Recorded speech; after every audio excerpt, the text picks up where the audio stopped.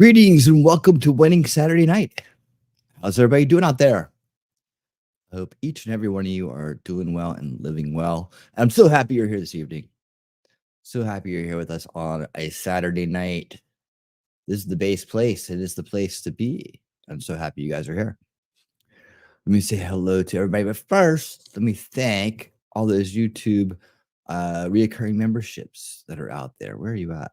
You are right here. Thank you guys so much for being a reoccurring member of the Winner Circle. I do appreciate it. Your generosity is much appreciated. And you guys help it happen. And you get that prepaid super chat every month. It's always there. I hope you will use it. Let's say hey to the crowd. What's up, my VIPs? Wolfram dropping links. Thank you so much. He wipes his paws. He lopes in and he howls and he's here. And that's where he's at. Just like the rest of you. Hey, Shelly. He said hi to Wolfram. Hello, Rumblers. Say hello. Yeah, make sure you guys subscribe to Shelly at Talking Trash and Truths, both on YouTube and Rumble. We still haven't broken 100 on Rumble. That's got to happen. That's got to happen. Let's get that done, guys. Let's get it done. Daisy Girl Williams. There she is. How you doing, Daisy? What's up? What's going on? Oh, did I not put the ultra low? I forgot one thing. I forgot to put the ultra low latency on today. Oh, what? What am I looking at here? Am I still live? Hold on. I got this. I looked at my thing. It says heads up, more info. We detected your video stream belongs to someone else. I was looking at my in my studio. It says that we detected your video stream belongs to someone else. Your stream may be temporarily. Oh yeah. Okay, now it's better. I was about to say, who else is streaming me right now and trying to? I don't know. That's weird. Is that what they're doing now with my my intro? Hey, Evelyn Cox, how you doing? Did you guys see any interruption at all out there? I was still live, no interruptions. That was strange. Yeah, I never look at that in the beginning. Maybe I should start taking watching that as it's playing in the beginning. That's strange because you look at that YouTube studio and it'll tell you either excellent condition or your stream may be blocked or something. That's really strange. Maybe they're just like tired of me using that intro. I don't know. I love that intro, man. I don't want to have to remake it. Like I cut it out for YouTube and their pettiness every week. After the stream's over, I gotta take time and take it offline and edit it. It takes about, I don't know, 45 minutes to an hour or something to cut out that one part that I've heavily edited and transformed like beyond belief. Like beyond belief, really. When you look at the intro, it's like every frame's been transformed. And yet there's no way for me to do anything about it. Not on YouTube, but on Rumble and X, where we are also broadcasting, they are cool about it. They're like, yeah, you've done the work. It's all good. Plus, they don't have that authoritarian content, that malfunctioning content ID system either. So, but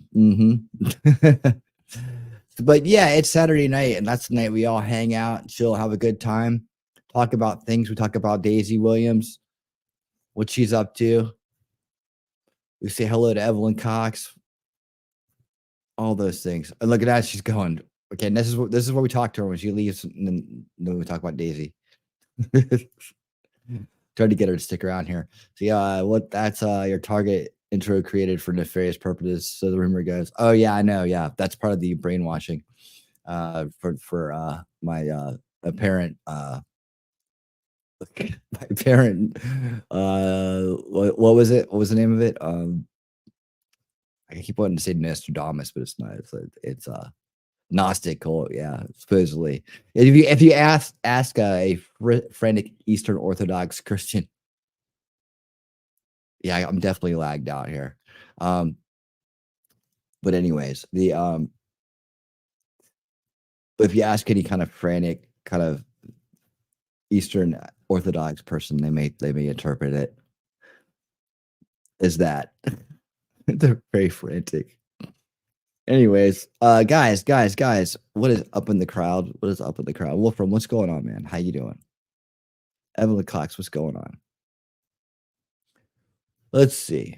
We got all kinds of things going on this week. We'll be getting into the good news of the week here soon and funny videos, of course. I like to spend this time here kind of just talking, hanging out, talking about things and stuff. Um, all kinds of fun activities this week. Today, Shelly and I just got back from Scotland. We took a quick trip over there this morning. Got there about this afternoon. Then we watched Clash of the Castle, which was a lot of fun.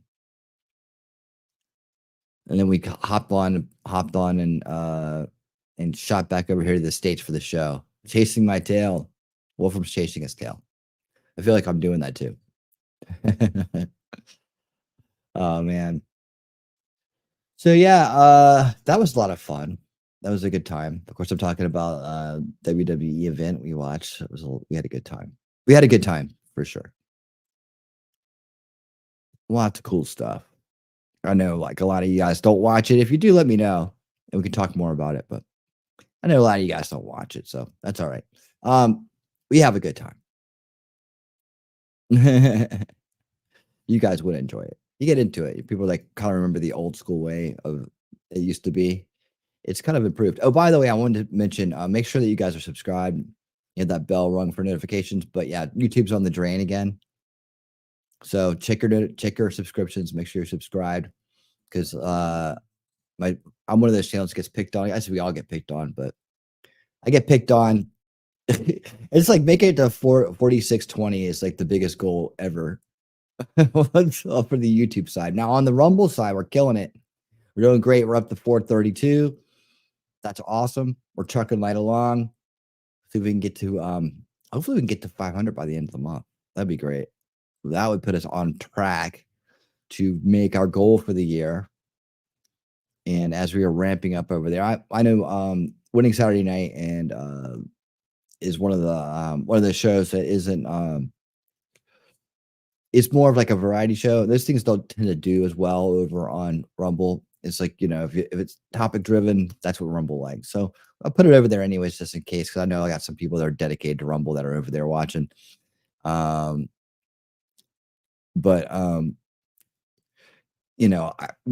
just there. The Winning Saturday Night's really a YouTube show, and I just broadcast it out to the other people out there where they can watch it on free speech platforms as well. Speaking of which, I need to grab the link from X and put it in the description so I have a complete description going on. I'm doing that right now. Copy. I get the routine down, man. That's how you got to do this. You got to get the routine down. All right, there it is. It's in the description. I usually don't pin it in the chat unless we got to hop. There'll be no hopping tonight. Not covering anything that should make us have to hop. And again, I'm just letting everybody know up front that's watching the show, maybe on the rewatch, that if parts of this are clipped out, it's because YouTube. So you can always watch the full show on X and Rumble. But sometimes the little bits and stuff I come up with, people are just hard headed. Like the Dr. Phil segment with Trump from last week. Like I had to cut that out. Like it's like after I, said commentary, which is supposed to work.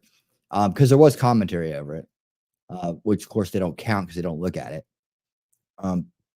They still rejected the appeal without even looking to see if it was accurate or not.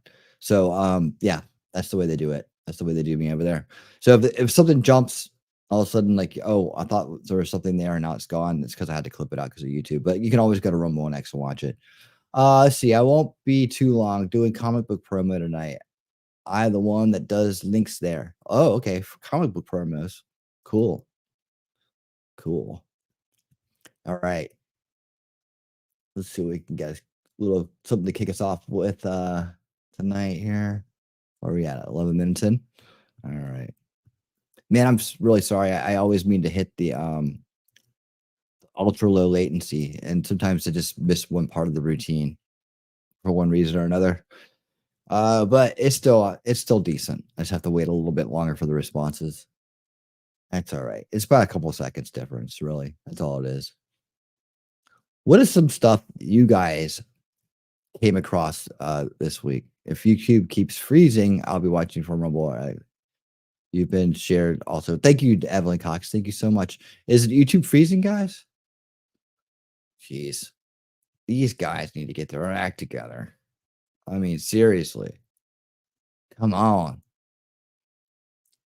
I'm looking forward to it. I mean, if I could get the kind of crowds like interaction chat wise, all that stuff going on Rumble, um, as YouTube, if I get as many followers over there, maybe just one day YouTube will be a memory. It seems like you have to do it though. It's like the base, it's the the foundation level place to stream from, and then you stream outward from there.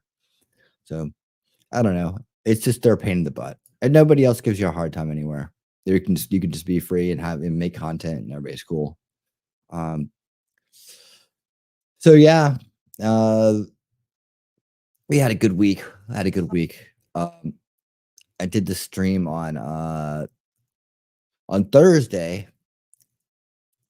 I did the deep state plans for 2024. That was great. If you didn't get a chance to see that, go watch it. Watch it on Rumble because again, that's the complete streams over there. I had to jump after the Michael Waller interview because they were giving me a hard time about the Donald J. Trump Jr. interview, but that's packed full of information. In fact, I made a new playlist on Rumble called Critical Information Streams, and that includes that episode as well as the one about the southern border, the one about ideological subversion, Olinsky's rules for radicals, and a bunch of other ones that I feel like are just like, streams that are jam-packed full of critical information. A lot of people don't get. That's what we do here. We're the based approach to what's going on in this world. And I know a lot of people throw that terminology around, but it means based in reality, right? That's what it should mean, at least. If people don't use it that way, that's what it's supposed to mean, right? I know people think that they posted a video about a chemtrail or something and they think they're based, but no, they're not based. that's the thing. That's the second awakening we have to get people to kind of snap into. I watched I've been watching a show called The Boys. I don't know how many people watch The Boys. If you watch The Boys in the chat, let me know. But it's a show that is entertaining. It's like adult kind of Gen X humor.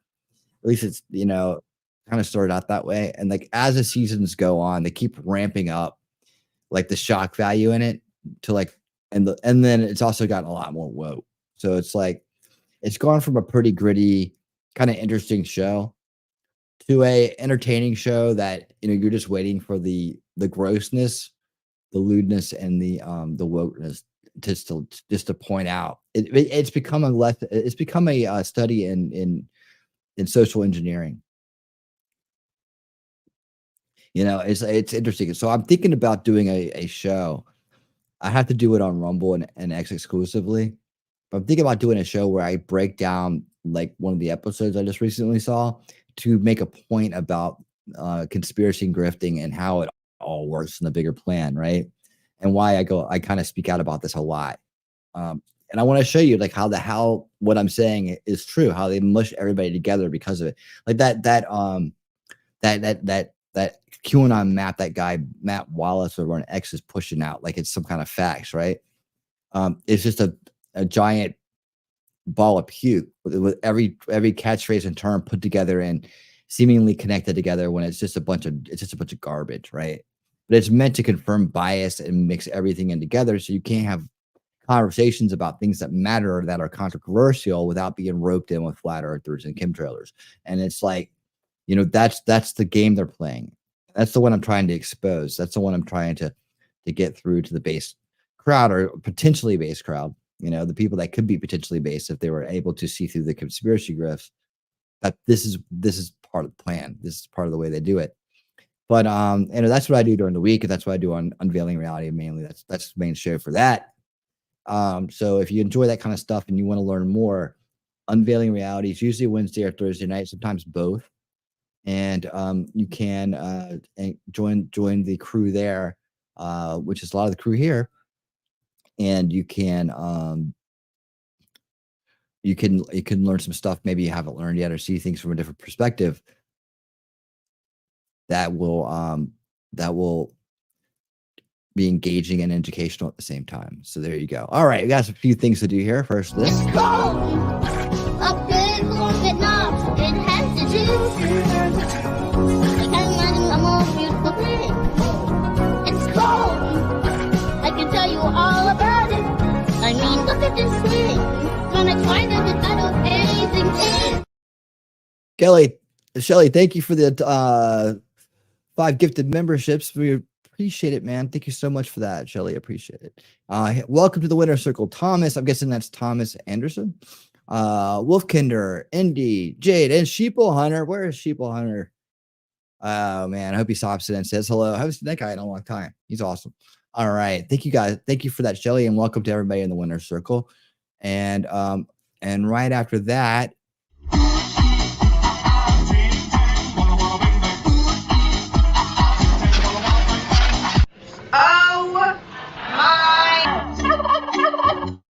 Thank you for the $2 super chat so you can get me to play the super chat video. I know that's what you wanted, and that's what you got. Awesome. Hey, welcome, T-Rex. How you doing? Did you see the Michigan thing? What did you tell you what I was gonna do? I was gonna do maybe have guest pop-ins tonight. T-Rex, we need an update on what the hell's going on with you. So I'm gonna throw you a link. Pop in when you want to, and you can tell us about the Michigan thing. All right. You tell us all about it. But yeah, just looking for pop-ins, see if I could maybe someone to jump in. They want to jump in and say hello real quick. And Conservative, how's it going? How you doing, man? You doing good? Thank you again for being a member. I appreciate it. You're awesome. All right. I hope things are going well for you, buddy. Yeah, let's change that banner too. Boom. There we go. All right. Make sure you like, follow, and subscribe and all that fun stuff. It's helping this growing channel out a lot. It really is. Yes, that's right. We got the boobies. We did. And there's T-Rex's links. He drives a truck and then he dances on the side. He's a great dancer. Everybody knows he's a great dancer. We've all seen it. So yeah, he's been doing that. He's putting all of his skills to work at the same time. He's the dancing truck driver. That's T-Rex trucking and more. The and more is dancing. They're just dancing. All right. Let's see here. Where are we at? 20. I forget, does he dance? Yeah, you know he dances. You know he dances. Oh yeah, well, we don't need to talk about that. Not tonight. I'm not doing breaking tragic news tonight. I'm doing. This is the end of the week. We kind of decompress winning Saturday night. And sometimes we talk about the gritty stuff. We usually talk. We spend all the rest of the week talking about the gritty stuff. We try to relax for a night, and we would talk about the good news, which is coming up right now.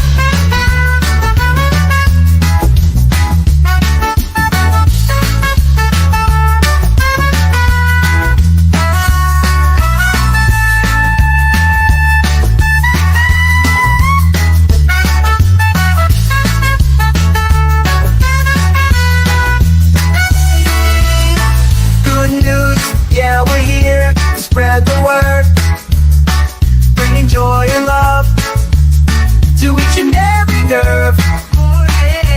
Positive vibes, that's what we're all about. Gonna lift you up when you're feeling down. Every day we're gonna make it bright. Good news coming your way. You're gonna smile no matter the day. Good news, turning it around in this crazy world. It's the good news of the week.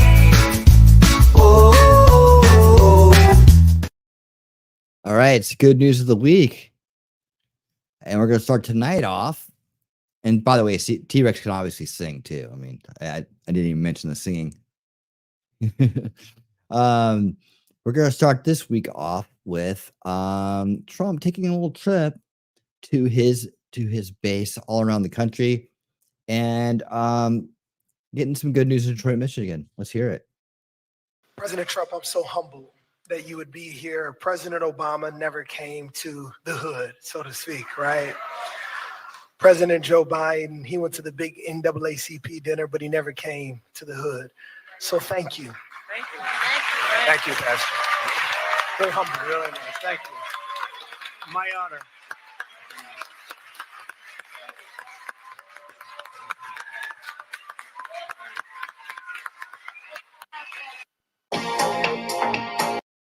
There you go. Real quick one. Wicked Wookie, what's up? How you doing? Thank you for that. You know, Wolfram. Awesome. Wolfram is awesome. So if you're a friend of Wolfram, you're a friend of ours. That's for sure. All right. So that's to kick us off. Just a little snippet there. And we break into the rest of the good news this week. So let's find out. Have you guys heard about this girl? A new conservative star is born. I guess I saw a little bit of this, but I didn't dig into it too much. Let's see what Mark Dice has to tell us about this. Old schooler in the house. Let's go. This is the most viral girl on the internet this week, Lily Gaddis, who was canceled, fired from her job, and banned from TikTok within 24 hours because she used a little word that hurts a certain group of people's feelings and causes them to become unhinged when a white person says it, especially a beautiful white girl. It is their favorite word, however, because it's used in every rap song and they throw it around at each other dozens of times every day. And now a cute white girl using a little word with the A on the end. It wasn't even the one with the R on the end. Now, yeah, that's the rap version. I call it the rap version of the word. It's like, okay, so no matter what it has, if it's got the first 4 letters of it, you're not allowed to say it. I don't know. She is written up in TMZ because people are so upset. I should have screenshotted her TikTok video before she got banned because it's only because she's popular and it's the way she looks, because there's people all over the place that use that word all the time. There were that are hundreds all of walks of thousands life, of comments from people all who platforms. were so hurt and upset by what she said that they dedicated their entire day to doxing her and then harassing her employer in order to try to ruin her life. Oh no, trad wife TikToker fired after using N-word in foul-mouthed cooking video. But what really set him off was her response to their outrage when it sounded like she was going to apologize, but then there was a twist at the end. So a recent video of mine seems to have upset members of a certain community, and all the backlash just really made me, just really do a deep dive, like do a soul search. And after all that, I still couldn't find a care. You're going to call us racist. You're going to call us potential Timothy McVeighs. You.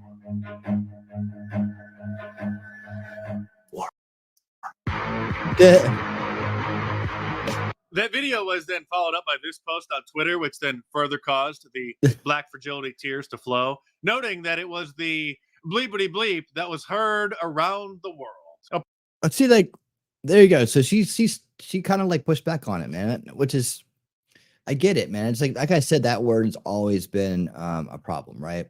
And the only way that it's not going to be a problem is if it just becomes not a problem. Like, it's like, I think that I thought about recently, I was like, what a grift that it's this terrible word, right? And then somehow people convinced Black people to start calling it themselves that, and then said, oh, that's just for you. And I think that was the grift. I think that's what it was. It's like, they just like, oh no, you just can call it. So they make them feel like, okay, that's your word. But then they sit there and they snicker in the background that they're calling each other the same word that they don't like. I think that's the grift going on. Yeah, at the other end of it, they're like, oh no, that's our word. Right? It made people make $1 million with that word, right? But here we go. Here's someone just going, oh, well, we're just all trying to be the same and act the same and have the same free speech. But yet, even when I use the slang version that everybody uses in rap, and it's on the radio, it's on television, It's everywhere. It's all over the place. You know, you push back because she has a big following, and you know, she's a white housewife. So, you know, then you know who jumps on her the most is the white liberals, right? The ones on the woke liberals on the other side. They're the ones jumping on her the most, not the black folks. The black folks are like whatever, but for the most part, it's the big them and the big corporate DEI corporate America, right? I think that's a way to start talking about that too. It's like we should start saying DEI corporate America to distinguish which ones are part of the UNWEF Agenda 2030 plan, and taking their orders from those groups. You know, that's you know, and then we're talking about this, how this all comes to be, this DEI stuff, in corporate America, how they start to adopt it, and that they really don't care about it. They're really not concerned about, you know, anything that they're talking about, but it's all part of the prestige, which we're starting to learn about on Unrig the Game. As we're starting to read Woke Inc. by Vivek Ramaswamy. That's Mondays at 8 p.m. Eastern. And that's going to deep dive into how all this starts and why people like TMC can take something like this and run with it, and why they even care to do it, right? So I hope you'll join me on Mondays at 8 p.m. Eastern for that. So yeah, I just want to point that out real quick. You don't have to watch the whole thing, but let's see. Yeah, I thought that was interesting. There was another one. I didn't put it in the list for some reason. Hold on. Thought that was going to be before that. Give me 1 second to kind of re-queue this. Re-queue this up.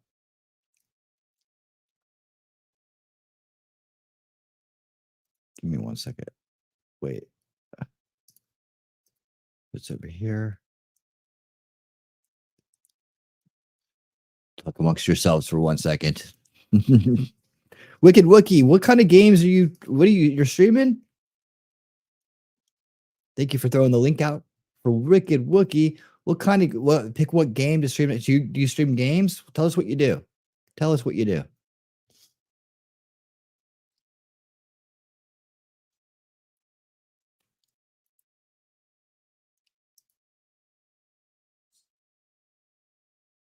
I thought I ordered one more. I mean, I thought I added another good news story. Let's see. Where's the one I wanted?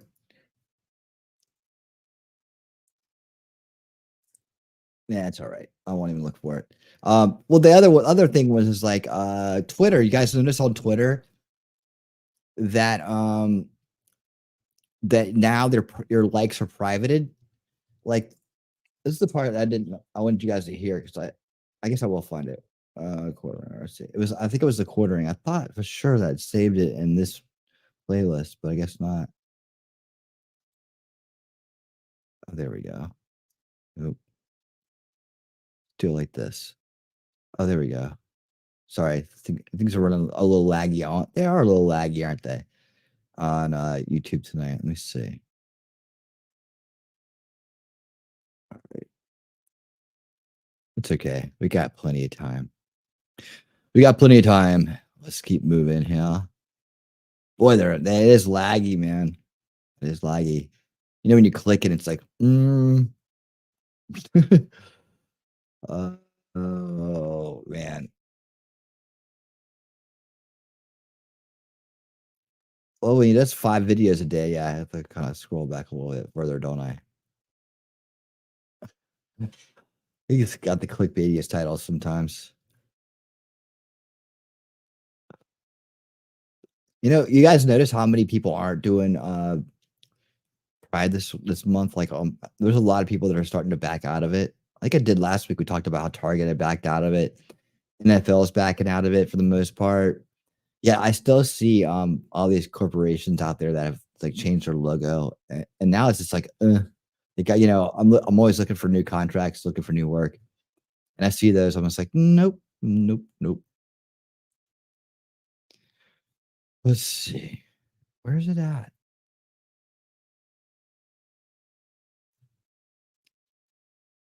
Yeah, and then, you know, and like things like the Acolyte is like, you know, flopping hard for Star Wars because of, you know, it's just that they shove it in your face, right? And I'm guessing there's going to be some backlash too from other shows that are doing the same thing. It's a shame, but on the turnaround, it'll be great. So some of these things will just be thrown away, and we'll just overwrite them with better productions and back to based reality, right? It's just when you look at the statistics, those lifestyles and those ideas are overrepresented already. Percentage wise, they're very overrepresented in a major way, and you don't need to have it shoved in people's faces unless you're just trying to recruit them. That's just marketing and promotions now. Everybody has the same rights. It's all good. They just want privileges, which they don't get. Wow, I'm really having a hard time finding this. I tell you what I'm going to do. I'm going to look for that. And we're going to go to our next story that's already in the list. We'll do that. All right. Back one more. All right, that way we'll keep the flow going here. I thought I could find that a lot faster. Oh, here we go. Let's take a look at. Let's do some updates here real quick. Let me speed this up. On the 2024 election, let's do a little bit of updates on here. Looks like a landslide, but man, as we heard from the other night, we couldn't. I know I've had that comment up there for a while. Yeah, it is all done over virtuous signaling. Yeah, dude, you'd be interested in the book Debunking that we're reading. It's like by Vivek Ramaswamy. We just started it, so we haven't even read chapter 1 yet. We did the intro last week. That's what we did. So it's all about that, and it's all about he's going to give us the inside baseball. He's basically just going to call the rigged game out, which is why we like it. And it's on the show called Unrig the Game, and provide solutions for it as well. So he got to know he's been there. I'm working on a. Did you see the video link that I dropped in your Discord from Star Wars Theory? You should watch that entire video. You should listen to what he says about it. Like, I think that what he said in that video was spot on, and what he said about reporting on these things is spot on. So like how your approach to actually just like reporting on it, I think he's got it right. So I dropped that off for you, Outpost Nerd. Hope you will take a look at that. It's like I keep making it to the city and never finishing my campaign. Well, hold on, I missed what game this is. Yep, I have a back catalog of PS and older games and newer stuff. I just got the capture card set up, doing some BG3 stuff. BG3? What's that?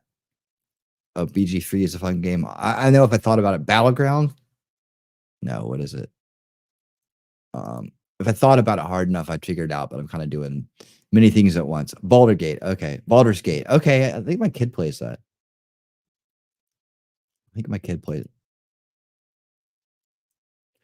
Yeah. Baldur's Gate 3. Yeah. I think my kid plays that. All right. Let's check this out. Donald Trump is crushing Joe Biden in The Economist's latest 2024 election forecast. He has a 2 in 3 chance at reclaiming the White House and is on track to win at least 300 electoral votes, but he could win up to 380. In this video, we're going to break down this forecast and begin by taking a look at the electoral map that this forecast projects. We're going to start off by filling in the solid states for both candidates. First, for Joe Biden on the West Coast, only California is a solid blue state. Washington and Oregon are no longer guaranteed for Biden. Hawaii is also going to be solid, and so will the states of New York, Vermont, Massachusetts, Maryland, and the District of Columbia, along with the 1st District of Maine, giving him 114 electoral votes. For Trump, nearly every single rural state in the middle of the country is going to be solid for him. We don't have the 2nd District of Nebraska, but the rest of the state will be solid red, and so will almost the entirety of the Deep South, giving him a total of 122 electoral votes from his safe states. Now we're going to move on to the likely states. Now, the solid states were states that the forecast gave either candidate a 99% chance or more of winning. The likely states, that percentage chance falls into the range between 85 199. So for Joe Biden, we're going to start off with Washington and Oregon. This will complete the rest of the Pacific Coast. We also have the state of Colorado, a state that Biden won by 14 points. It honestly should be more solid than it is according to this projection. We also have the state of Illinois, a state that hasn't voted Republican since the Reagan era, along with eastern states such as Connecticut, Rhode Island, New Jersey, even Biden's home state of Delaware is likely on this map. And so with all of these solid and likely states filled in for Biden, we have 191 electoral votes going to the incumbent president.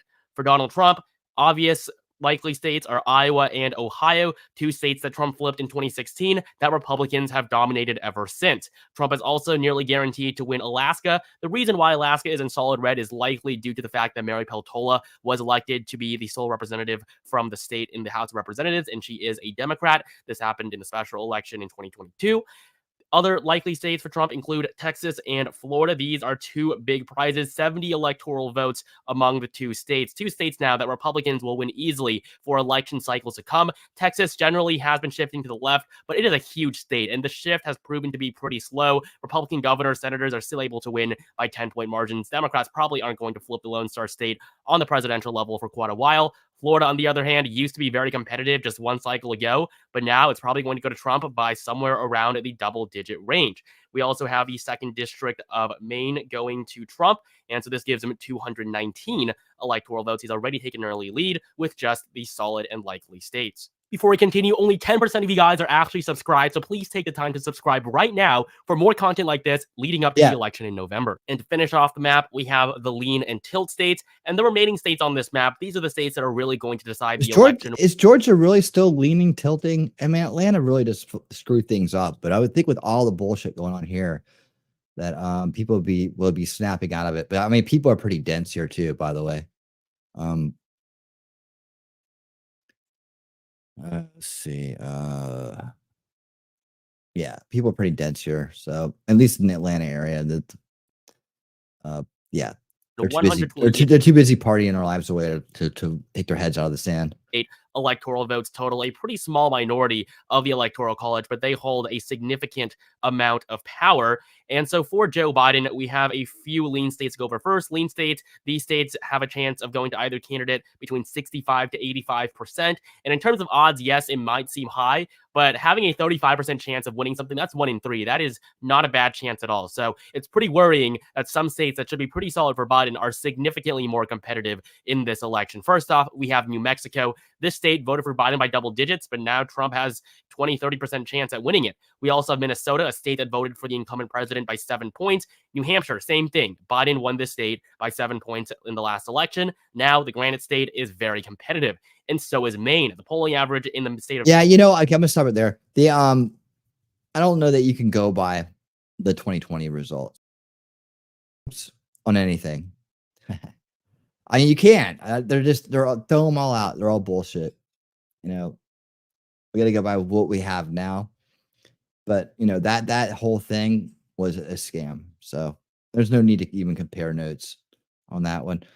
So yeah, that's a little update though, where things stand, how they're looking. Just some good news. Oh yeah, I did. Here it is. So some of the biggest good news. I don't know what this was going to turn into.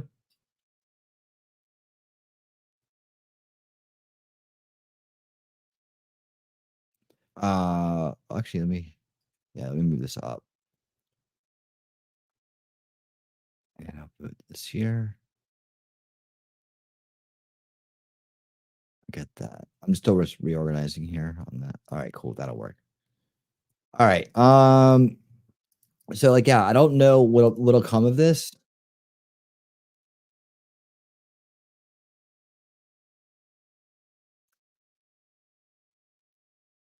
I'm skipping the intro here. All right. So one of the biggest things that came out last week, Hunter Biden, right?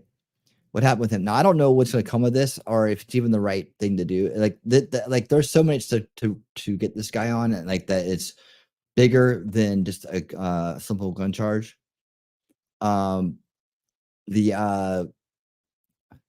You know, and at that, it's like all about him signing something on a form, right? It's all about like, you know, basically trying to incriminate yourself on the form. Like 2A people have a problem with that form in general, right? So I'm not know that this is the best charge to get them on. It's something, right? And I guess they'll take anything to get the people that they're after convicted. But I'd like to see it come up on the, you know, on the Ukraine stuff with him, right? That's what he needs to be convicted on, you know, and then we could dig into the laptop and everything like that. We can prove what's going on there. You know, that would be good. But this seems like a kind of a win, but kind of not. Let's listen for a second and hope that. Oh, wait, hold on. Before I do, Lex, what's up, man? How you doing? Yeah, right. Conspiracy to commit treason. There we go. That's the one. That's the one I'm looking for. I saw something else in here too. Let's see. Georgia is purple, red everywhere except for Savannah, Atlanta, Augusta. Ohio is the same problem with Cleveland, Columbus, and Cincinnati. Yeah. Yeah. Atlanta screws it up for the whole state, unfortunately. You know, and there is a little bit of that area, snooty area of Savannah. Augusta is kind of a weird place. But but you know, seriously, I still think those numbers are skewed because we didn't have any problem for a long time. We didn't elect Stacey Abrams. Oh, I mean, despite all the other shenanigans that were going on, they still couldn't come up with enough votes to get that individual in power. So thank God for that. All right. He actually would not be convicted because I felt like that would be better. Just another perfect example of the corrupt legal system. And to be honest, okay, to be honest, as a purist, nowhere that I've seen in the Second Amendment does it say that you don't have the right to bear arms if you enjoy a little bit of the Parmesan, if you know what I mean. I know because it's Hunter and it's close relation to Biden and this, that, and the other thing, you know, it's easy to be like, ha, ha, ha, ha, ha. And I will grant everyone that. But that's neither here nor there. Let's get right into the details. Hunter Biden found guilty on all 3 counts. The jury deliberated for just 3 hours. I'm sure his dad, Joe Biden, is extremely proud of his son right now. By the way, my coffee company, I'll be real quick, Coffee Brand Coffee, we do what I think are easily the best gift boxes anywhere in the country. And we have a special Father's Day gift box that I think you'll really love. Promo code DAD to save. It's this beautiful Father's Day gift box. Or you can custom build. And tomorrow's the last day to get yours ordered. So make sure you. Zach, thank you so much for the super chat. $5 super chat from Zach. Everybody say thank you, Zach. Excuse me, Sonny, can you tell me where to find some movies? Well, yeah, I just found them for you. Right on. Thanks so much, man. Thank you for being here, Zach. And like I told everybody tonight, just make sure you guys are all subscribed and hit the notification bell because YouTube's on the drain. I think they drained me like 7 since last week or something. So your guys' help with that would be much appreciated. It's like it's hard when they don't give you the reach and they drain subs off to keep moving forward. It's like I just keep going up and down the same hill. Luckily, I have other places like X and Rumble where I'm growing, so it doesn't make it as bad. If all I had was YouTube, I'd be pretty depressed. You guys are awesome though. So luckily, I have a great crowd to hang out with when I do show up. All right, here we go. You know, make sure you order yours right now. So make sure you get. Oh, by the way, if Father's Day is this weekend, guys, so it's tomorrow. If you want to get a gift box, the Quartering has some gift boxes. Your vacuum mug, or you can underneath the lab. Get it in breaking. 4-year-old Biden is a maximum of 25 years in prison for the charges relating to the federal screening form that he lied on. So the jury, the federal screening form he lied on, he's going to get all those years. I don't like the press. I don't like Hunter Biden, obviously, and I don't like the fact that him, his family, and the entire corrupt establishment keeps getting away with shit. But I don't like the premises it's setting, and I don't like the fact that this is the one we got him on. I guess you got to take what you can get sometimes. In the Hunter Biden trial, returned a guilty verdict Tuesday morning. The 12-person jury in Delaware began deliberating charges late Monday, so it was just 3 hours from what I've been told. The 54-year-old Biden faces a maximum of 25 years in prison for the charges related to lying on a federal screening form and possessing the item illegally. The charges stem from Biden's, of course, love of the Parmesan. At the time of the purchase, federal law prohibits users of the Parmesan, as we'll say, from possessing any weapons. Again, I don't agree with that law. The Second Amendment does not say that. That's just my opinion. But I'm Team Low Road. If you haven't been watching my live streams at 5:30 Eastern every day, so now I don't care. If these are the rules that Republicans have to live by, so I'm fine with Democrats living with it, I guess, in lieu of having an actual fair justice system. It just, it just doesn't do any good. I get you. I get it. The frustration level. I have the same frustration level. And believe me, I'm there. It takes everything. It takes everything in my power not to want to, to fight fire with the same fire. You can fight it with better fire, though. The truth is your fire. You can do things right. I mean, again, you don't. In times of war, sometimes you have to to make exceptions. And if that's what we have to do, I guess that's what we have to do. It's just we just don't want to keep it that way, right? Maybe for certain individuals, but not for everybody else. But they'll just use that as optics, and that's what worries me. And then they'll use this thing right here to go after other people. It's like, okay, you said that, and then how are they going to determine an addiction versus just usage, right? And they'll blur that line. I just you can never put anything past corrupt, dark, and evil based individuals, because they're going to do everything that's immoral and that you wouldn't normally do, right? And people are trying to get to a balanced place in the world, are trying to do. They're going to go to the extreme, and that's what's worrisome. But the good news is at least he's getting a hit, right? At least he's taking a hit. That's about as good as I can get out of that. Oh, by the way, we got some more gifted memberships coming in. Yeah, I keep these at the bottom now. It's cold. A big long knob. It has to do. I can't imagine a more beautiful thing. It's cold. I can tell you all about it. I mean, look at this thing. Gonna try to entitled anything thing. Thank you for the 5 gifted memberships, Wolfram. Let me see who got these. Zach was gifted a membership. Make sure you thank Wolfram. He's right there. Kay Marshall, Rebecca M, Michelle Smuck. All right. And Wicked Wookie. Sweet. Everybody got a membership. That's awesome. Thank you, Wolfram. Thank you for that. I really do appreciate it. And welcome to everybody to the Winner Circle. You're part of the crew. All right. So yeah, I guess so. He needs to he should spend some time in prison for other things, but it seems like constitutional to me. I struggle with it as well. See, this is when you're on the good guy team, right? Because even when the bad guy takes a hit, right? If it isn't just, you have an issue with it, and that's what it's all about. I'm the same way. I'm the same way. I just can't quite be that happy about it. It is good to see some justice getting played, but I don't know. But let's switch that story up for this one.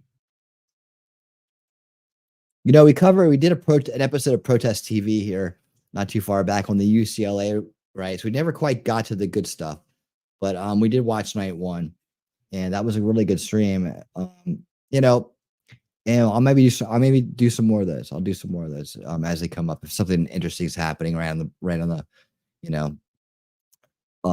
about to happen. Hopefully we don't spend all night watching cops gather to do nothing next time. But anyways, they won't stop. They won't stop going back to the campus and trying to set up their checkerboard scarf wearing encampments. It doesn't make any sense. They just keep going back and going back and going back. Right? Well, this is what happened last time. So let's check it out. Yep, that's me. You're probably wondering how I ended up in this situation.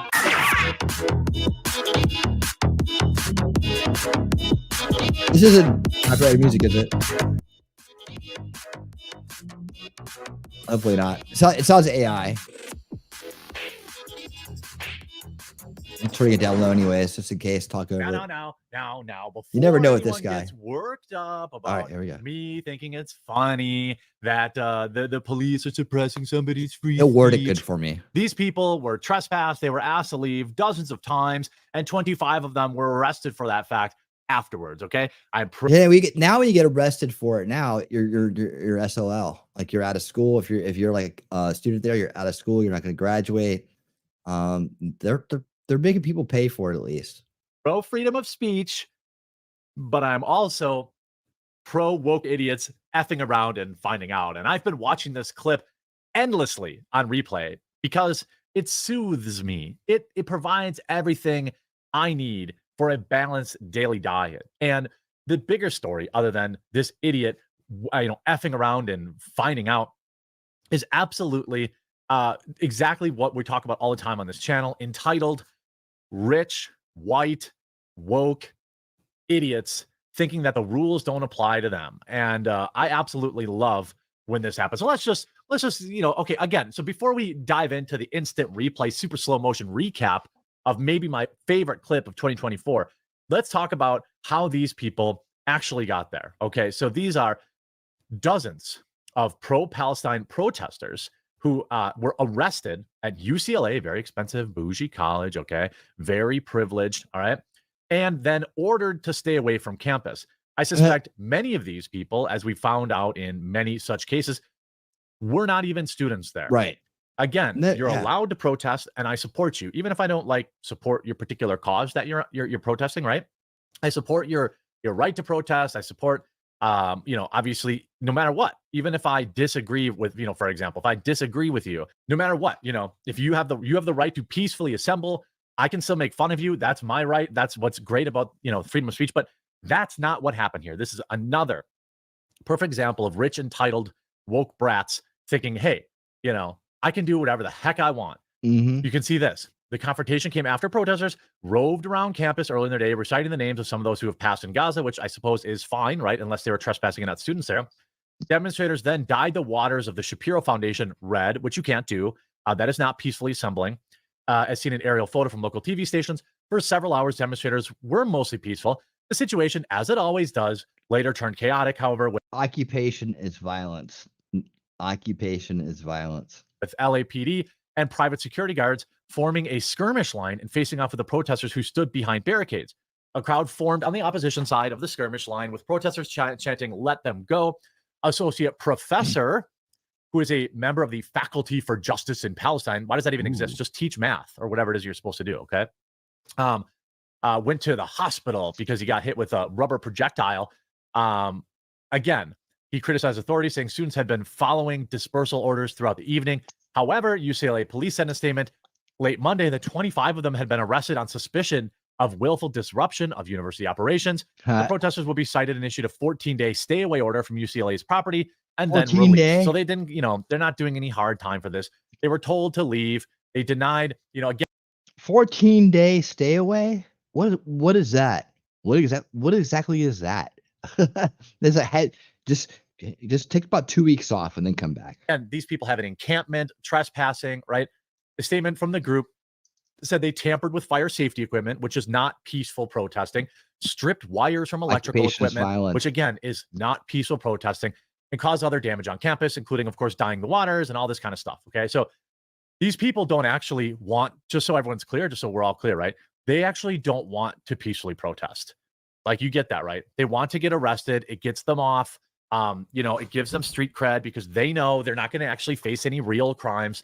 They're going to go back to their other, fellow wokies and talk about how they survived jail. Again, you're welcome to march for Palestine in public areas and not trespass and things like that. But why? And again, you see the media was organized with these people, but Monday's event marked the third pro-Palestine encampment, which is, not peacefully gathering, at UCLA in recent weeks, the handling of which has elicited outrage and questions about how ill-prepared the university was for such an event. The first one was set up April 25th, sparking mixed reactions of largely peaceful counter-protests. 2 days later, however, UCLA declared the encampment unlawful and directed the students to leave or face discipline. So again, they were not peacefully protesting. They were trespassing. Many of them probably not students of the university. Occupation is not a protest. Occupation is violence. Many of them there just to cause trouble, cause ruckus, cause damage to property, because these people don't really want to be peaceful. Monday's protest, most members wore surgical masks, and those at the edges of the moving encampment held makeshift wooden shields or set up chicken wire to barricade themselves in. Again, not what I would call Chicken peaceful wire? protesting. The crowd moved from courtyard outside of Royce Hall to the bottom of the Tongva steps in a patio behind Kirchhoff Hall as a courtyard, blah, blah, blah. As evening set in, the protesters set up more barricades. Again, not peacefully protesting. Nope. It escalated and basically into an unlawful assembly was declared, which means now you have to leave. You are now trespassing. You're not allowed to be there, right? Police and guards formed a line with protesters yelling, get off campus. Don't, and that's fine. But let's go down to the There you go. footage, This is what which we want absolutely to see right here. Watch this. incredible. This is hilarious. 30 seconds. Let's break it down. If you This is made it this far, this is leave a like on the video. Let's see. Hilarious. I like how she's still wearing sunglasses at night. That's how you know life is too bright for her. And she's got the red checkerboards on. She's got the red one, so she is in charge. That's how you know she's the coolest, right? And you can see all these are white women. Just saying.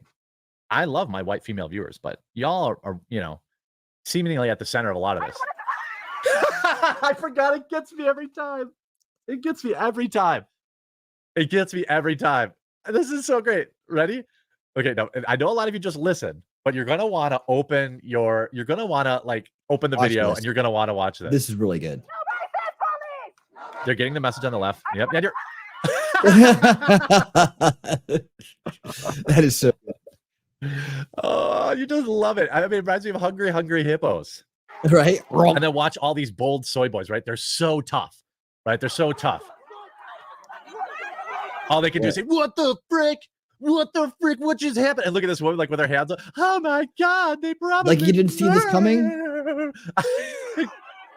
How did you not know this was going to happen? Yeah, nice. Yeah. Sorry. You hear that brave soy boy in the background just repeatedly saying, what the F? What the F? Right? That's all these people can do. Like it does any He good. says it like 100 times. And he said it again.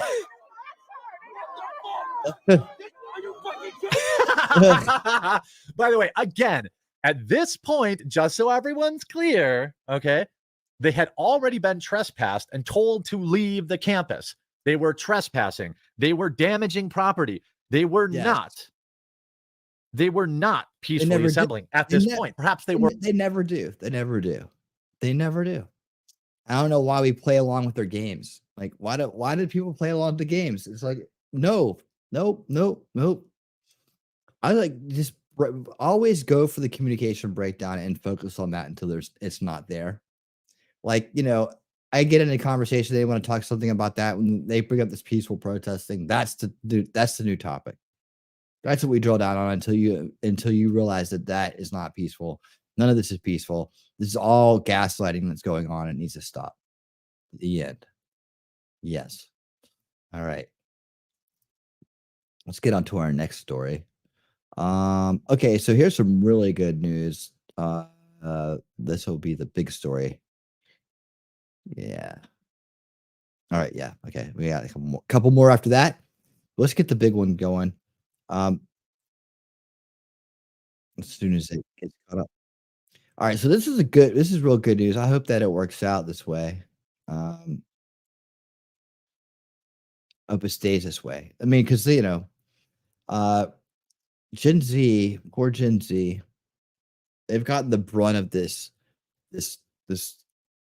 new wave of the generational warfare, the subversion of the youngest generation. They've gotten the brunt of some of the weirdest subversion that I've ever seen in my life, that any of us have ever experienced in our life. This woke, sexualization kind of thing that's happened to Gen Z. We gotta do better for them, because it sneaks in every little crack and crevice and manipulates them in ways that they don't get. And it plays on psychology that at this young age is that you haven't had the chance to become sophisticated at and to understand, and it tries to ruin them for life. And it's every parent's responsibility to fight back against this in every way possible, regardless of what you got to do to get it done.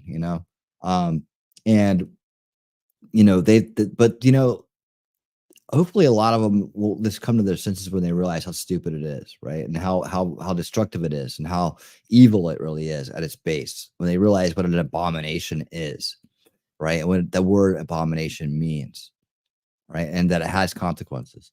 But here we got a story from Greg Foreman, Black Conservative Perspective, on the fact that Democrats and liberal media are panicking over Gen Z influencers turning against Biden. It's like that they were relying on these people to help influence an entire generation to brainwash them into this the false left-right paradigm, with the establishment, the evil, corrupt establishment, criminal establishment being the faces, right?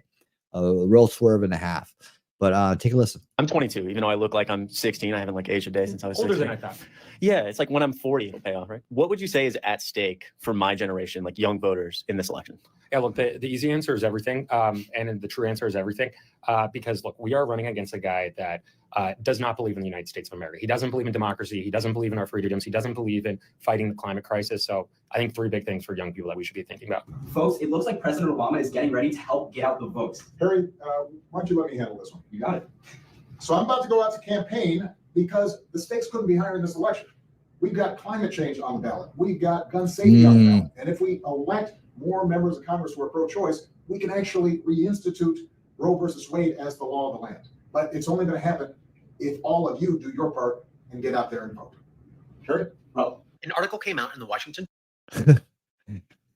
We're not going to show what happened to that guy later when they went to the back room together. Post, and it was about how some Gen Z influencers are unhappy and turning against Biden over a variety of issues. Specifically, Gen Z content creators say they feel disaffected and betrayed by Biden's positions on an array of issues, including the war in Gaza, the climate crisis, and the president's decision to support a potential TikTok ban.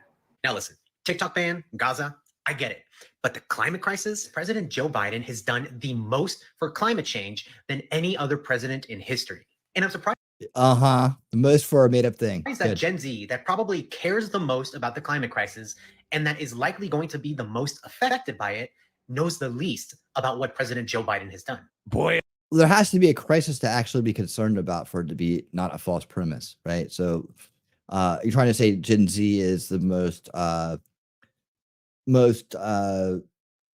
interested in a fallacy? I mean, I don't know what you're saying here. Looks like Greg shaved. Oh boy, oh boy, oh boy, oh boy. I gotta tell you guys, it seems like Sleepy Joe and Democrats have a Gen Z problem, which is a big deal because historically speaking, the progressive base of the Democrat Party have been Gen Z voters. Now, typically how it goes for Democrats, especially when we're talking about midterm elections where turnout really matters, Democrats win when their core base of progressive voters get out and vote. But the problem is that this time around, Joe Biden and the Democrats are having a hard time getting Gen Z motivated to vote for them. And that is for a number of reasons. Now, the main reason is because Joe Biden is not woke enough. Now, don't get me wrong. The Biden administration has been the most progressive administration in American history. That is the reason. Oh, you know, they put a bunch of like authoritarian bans and you know, authoritarian shutdowns of you know, he made sure that we didn't have any oil on reserve. He shut down pipelines. That's what they're talking about. He got rid of Trump deregulation. You know, put those regulations back, and he did everything to screw things up. I mean, yeah, that's what they're talking. When they say he did the most for climate, he rejoined the Paris Accords. That's what they're talking about. They're talking about every destructive move that he made, right, for this manufactured bullshit. That's what they're talking about. This country is on a one-way trip to hell, right? Because of progressivism. Okay, progressivism is destroying this country. However, because Gen Z voters, a lot of them are educated but ignorant. I'll take it a step further. It's not just it's the subversion and the demoralization of Gen Z, right? That makes them willing to adopt that. The what do you call it, progressivism, or you know, whatever, to adopt the establishment narrative. They don't really understand this because they're ignorant on real life. Okay, they don't understand how real life works. College is not real life. And once they get out of that college bubble, they get a reality check on how life really is. And that will make you a conservative. Okay, once you start paying bills, looking to buy a house, start a family, get a job, paying taxes, you know, doing adult things, you get to the point where you wake up in the morning and you're thinking about, damn, how am I going to retire in Biden's economy? Which is why the sponsor of this video is Noble gold. There's a recession tsunami incoming, de-dollarization, bank failures, and financial destruction. Kevin saw the wealth wisdom, exclusive videos, absolute crash down. That's Gen Z voters are very idealistic. Noblegoinvestments.com. However, again, these Gen Z voters are very idealistic. Okay, they want the Democrats to be as progressive as possible. They're not satisfied with the Democrats and them not being progressive enough. Like, for example, they want Biden to do universal health care. They want a $15 an hour minimum wage. They want Biden to wipe out all the student loan debt. They don't like the way Biden is handling the Israel-Gaza war. They also want Biden to solve climate change, which is entirely not possible. Okay, it's not possible for the United States to solve climate change, but they don't know that. Okay, because they have been radicalized by the Democrats in their rhetoric, also by these woke colleges and universities, to the point where these extremists have turned on the Democrats for not being woke enough when it comes to progressive issues. And that tends to show up quite a bit. We all know about the pro-Gaza, pro-Palestinian protesters that have essentially declared war on the Democrat Party. But you also have the climate extremists as well, too, who continue to be a pain in the butt for Democrats. Joe Manchin sold our futures and you've gotten rich doing it. You sick. How dare you? Chair Powell, why would How you say dare the words you? climate change? Do you think you're protecting the How economy and protecting dare Wall you? Street interests and you're killing the rest of us? You work for the government, not for Wall Street. Every day that you don't regulate fossil finance, it kills people. You're going to run away like a coward, like you do from this issue every day. Do your job or quit. Just approved the Seaport Oil Terminal, a project I feel like I know it all in the crowd. plants worth of greenhouse gas emissions and will worsen air quality in areas that already live in cancer clusters. This is about environmental racism, and it's about the climate impacts this project will have. Will you commit to stop this project? Yeah, for sure. So this has to do with incentive. Describe what the proposal, where it is, and where it is in the process. So I don't want to say anything off the cuff, but I respect where you're coming from. 80,000 comments have been submitted. Communities have spoken. Go Flake, stop Petro Pete. Stop and go Flake, stop Petro Pete. Yeah, so these are the radicals of the left. These are the people that the Democrat Party has chosen to lay in bed with. And these are the people that the mainstream little media should be concerned about when we talk about domestic extremism, right? They always talk about the far right, okay, which in my opinion is like almost non-existent, okay, to be quite honest with you, especially in mainstream. But these far left extremists, they are in the mainstream, right? They are a part of the Democrat Party. And this is why the Democrat Party is the most progressive that they've ever been, okay? And the Democrats have not lived up to those progressive expectations, again, despite being more progressive than ever. And because of that, their extremists are revolting against them, okay? They have a Gen Z problem. As you can see here, Gen Z influencers who supported Biden in 2020 turn against him. Now, at the beginning of this video, you guys saw a quick clip showing you guys some of the reasons why Gen Z influencers are turning against Biden. And the Biden campaign actively knows this. This is why they have recruited an army of Biden influencers who happen to be Gen Z to try to get their extremists back in line, okay? However, despite this recruitment, it hasn't worked, okay? And it hasn't worked because these people aren't really authentic, right? Like, they're not authentically Gen Z. They're just Biden influencers who are pushing Biden's propaganda. Like, for example, take a look at these individuals. All of these individuals just so happen to be pro-Biden influencers, and they all claim that they're Gen Z, right? And these people, they all seem to look alike, right? They all seem to kind of be the same person. And it seems like the influencers that the Biden administration is recruiting to influence young men are the type of men who sit down when they pee. So I don't know what's going on here. I don't think that's a coincidence. This is not organic, right? There is no organic support for Joe Biden when we talk about Gen Z or even in real life outside of the internet, right? This is why even those people who vote blue no matter who, okay, are staunch Democrats. None of these people would get caught dead walking outside with a Biden hat, Biden paraphernalia, a Biden Kamala shirt. Like, there's no organic support for Joe Biden. Have you guys noticed that? Like, I can't tell you the last time I've seen anybody wear anything in support of Joe Biden, okay? I mean, who would? They don't. It's all farce.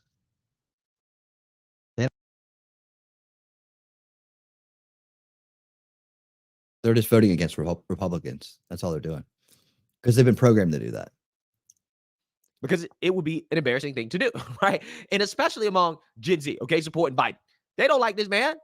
Again, this is why the Biden administration is desperate. That's He wants Shelley. to go viral. This is why he's recruiting Wolfram, an the other. army of left-wing them. influencers to try to control the conversation online, mainly about topics that Joe Biden is just not polling well in when it comes to Gen Z.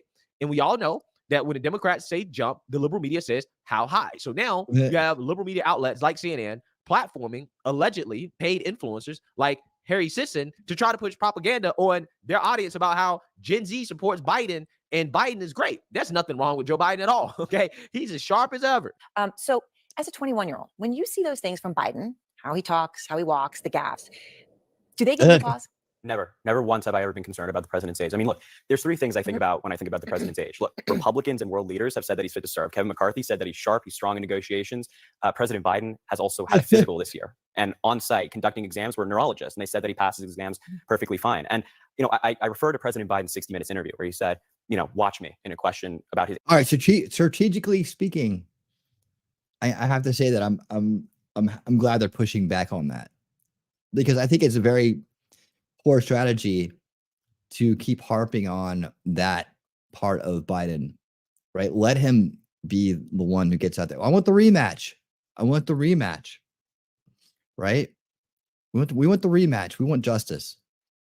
And I don't like the way that, you know, people in the, we'll call them the new media or the anti-establishment or whatever media, how they keep harping on it. It's like they jump on it every time. I get they want to meme them, right? But it's strategically speaking, do we really want them to replace him with a better candidate and make the race closer? You know, you can beat him with the truth.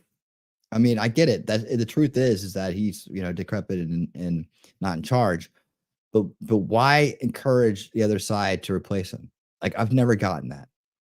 Like, strategy, that's the one thing is, like, you know, our side isn't unified in the you know, in the way that it should be. We jump at things too often. We jump on things too often that aren't true sometimes, or run with things because they're, you know, they're funny. But we don't think about the repercussions of it. And that, you know, what if they did put out a better candidate, you know, and then they made the race very close, right?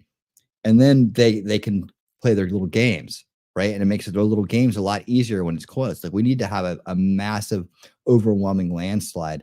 And you do that by having the worst candidate on their side, not a better candidate, not a more viable candidate. And so I've just never gotten why people think it's great. I mean, I guess there's a lot of people out there that are just more interested in their clicks and their views and getting that viral moments out of the joke. Oh, the what ifs. Oh, did he really do that? You know? And yeah, and some of the stuff he does is embarrassing as hell, right? But nothing's more embarrassing than him grabbing and sniffing kids and doing that, right? And that's stuff we should get him on, or what he's done, the corrupt moves he's done, in terms of Ukraine and other places and other things he's done throughout his career. I mean, these are the things that we should be saying. This is who you're standing behind. This is who you're consenting to, right? Not that you know, building empathy for someone who doesn't deserve any. Age, and I'm watching him, and his record's fantastic. And the last thing I'll say is, like, I spent time with the president. I interviewed him, and I was never concerned. He was sharp. He didn't get any advance on the questions I was asking. He gave me really thoughtful answers, and I've never been concerned about it. All right. So now you point out you've met him, you've been invited to events. Has the White House, the Biden campaign, ever I think tried he's making it to up. tell you what to say, tried to get you to look at something? No, I've never gotten like you must post this, you must post this. There have been briefings where they say, look, there's so much misinformation on social media. We just want you to have the most accurate information, but there's no pressure to post. There's never been like, oh, you have to say this, or we're going to be angry with you or anything like that. All right. Well, Harry, thank you very much. I appreciate it. And I we'll check bet. out your videos and see all the work you've been doing. So thanks. So much.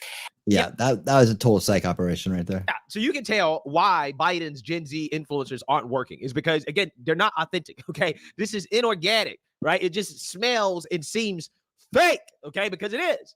Listen to this man talk. Well, I defer to Joe Biden's interview on 60 Minutes where Joe Biden says, watch me. For anybody that has questions about my... That's why, you know, good on him for trying to like supposedly be active or trying to, you know, do something with his life as a 21-year-old, but he is not sophisticated enough to understand what the hell he's talking about. And so he comes across sounding like a establishment tool, what she is.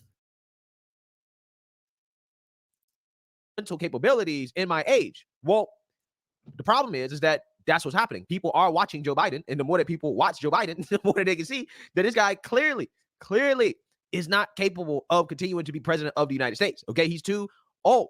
Now, again, this is what CNN does. This is what the mainstream liberal media does. They insult our intelligence. They don't just insult the intelligence of Trump supporters and half of America, who, again, already know better. They insult the intelligence of Gen Z, right? They think that Gen Z, you're so stupid. They're not insulting it. They're programming them. You know, they're not. This isn't like they're like, oh, these guys, they're so stupid. They're just going to, you know, we're insulting their intelligence. They don't have the level of intelligence yet, political intelligence yet, to understand the topics and understand what they're saying. Right. So they're programming them. They're just taking over their thoughts. Right. Because they're barely paying attention anyways. That you guys can't see that Joe Biden's too old. Right. So again, they, you know, somewhere they bring feel this that guy way. on the network They probably don't and really try to have a push choice. him and promote him as if he actually really is a real Biden Gen Z supporter. He is most certainly a Democrat Party propagandist, in my opinion. Okay? For sure. There's no doubt. And everybody knows it, which is why it doesn't work, right? It is fake. Okay. Well, I'll push back on that and say it does work because they are able to program and subvert people with that information. They wouldn't, if it didn't work, they wouldn't do it. Right. So they're not concerned about you and me, Greg, or anybody else here in the crowd. They're concerned about influencing people who don't have a political IQ, who aren't sophisticated in the space. Right. And that's what they're shooting for. So don't be fooled by it. And they know very well what they're doing. Right. And they know very well that it's effective, and they're affecting the group they're targeting with this.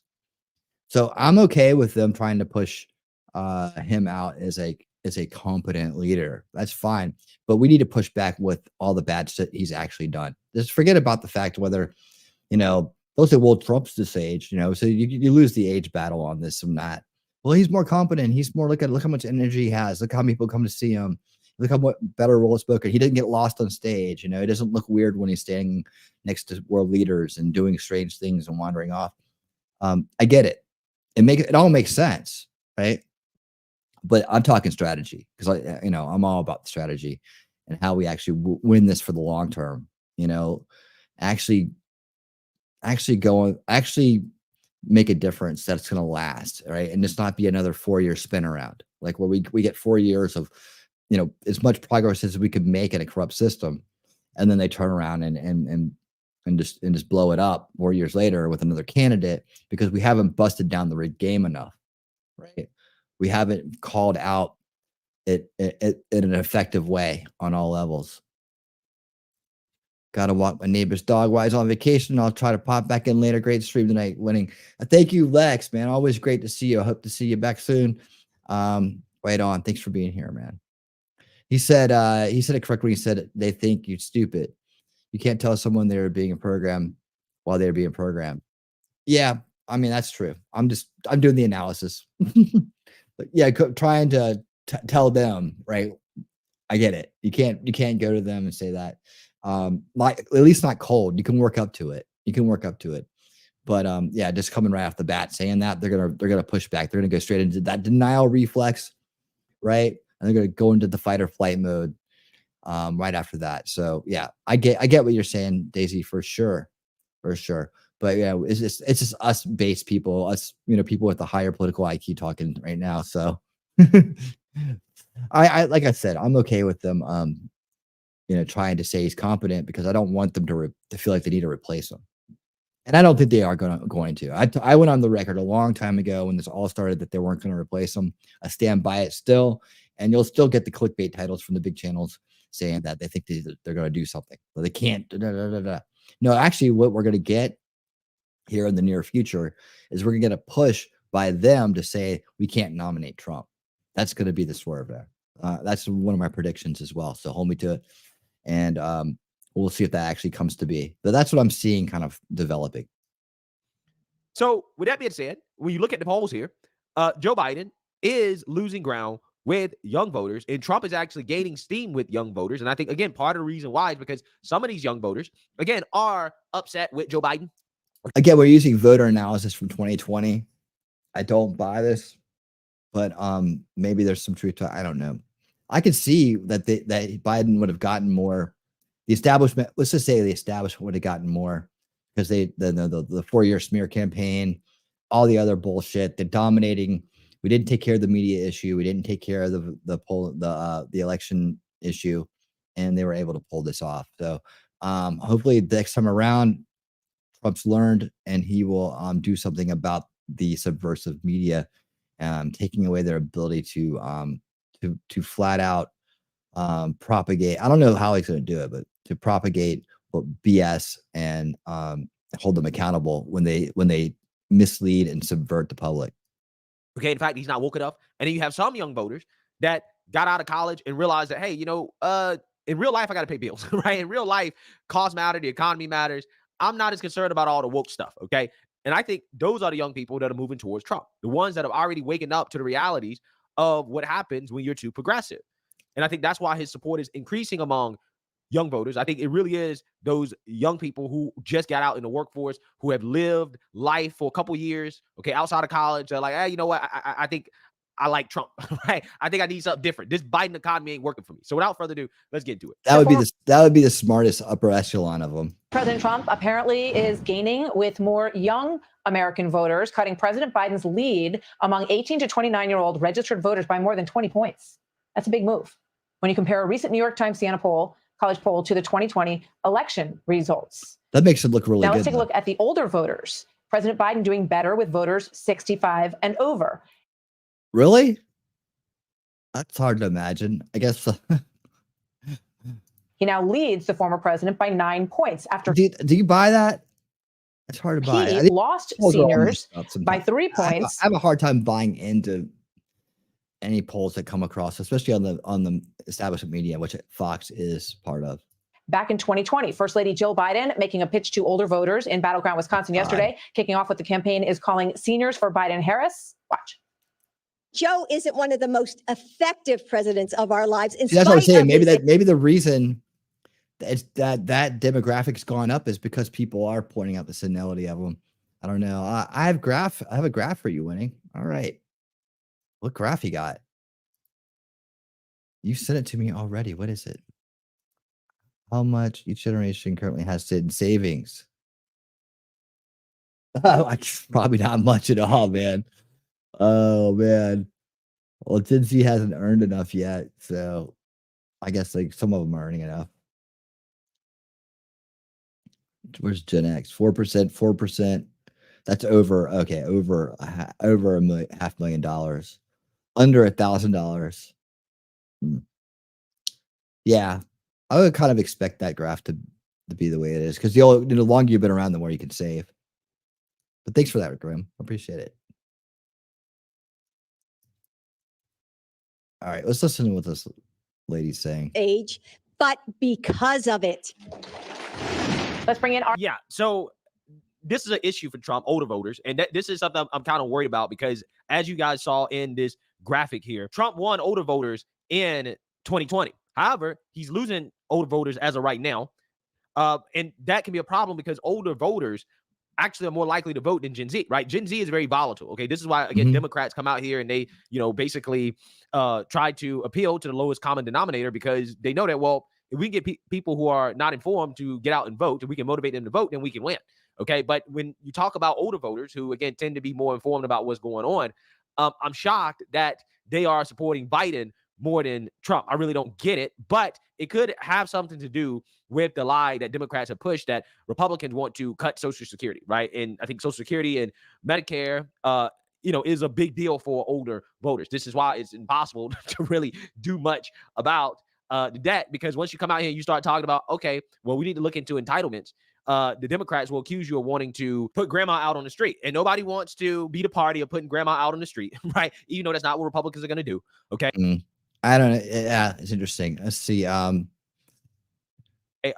This is what Democrats say. I'll wrap this up and and see get to your chats here. But I think this is where the Republicans are going to have an answer here. And I think one of the answers really is to motivate Gen Z to get out and to vote for Trump in ways that Democrats motivate Gen Z to get out and to vote for Democrats. But the difference is that Republicans can actually push policies that make sense for this country, that can help out young voters, particularly young workers, like, for example, eliminating the tax on tips.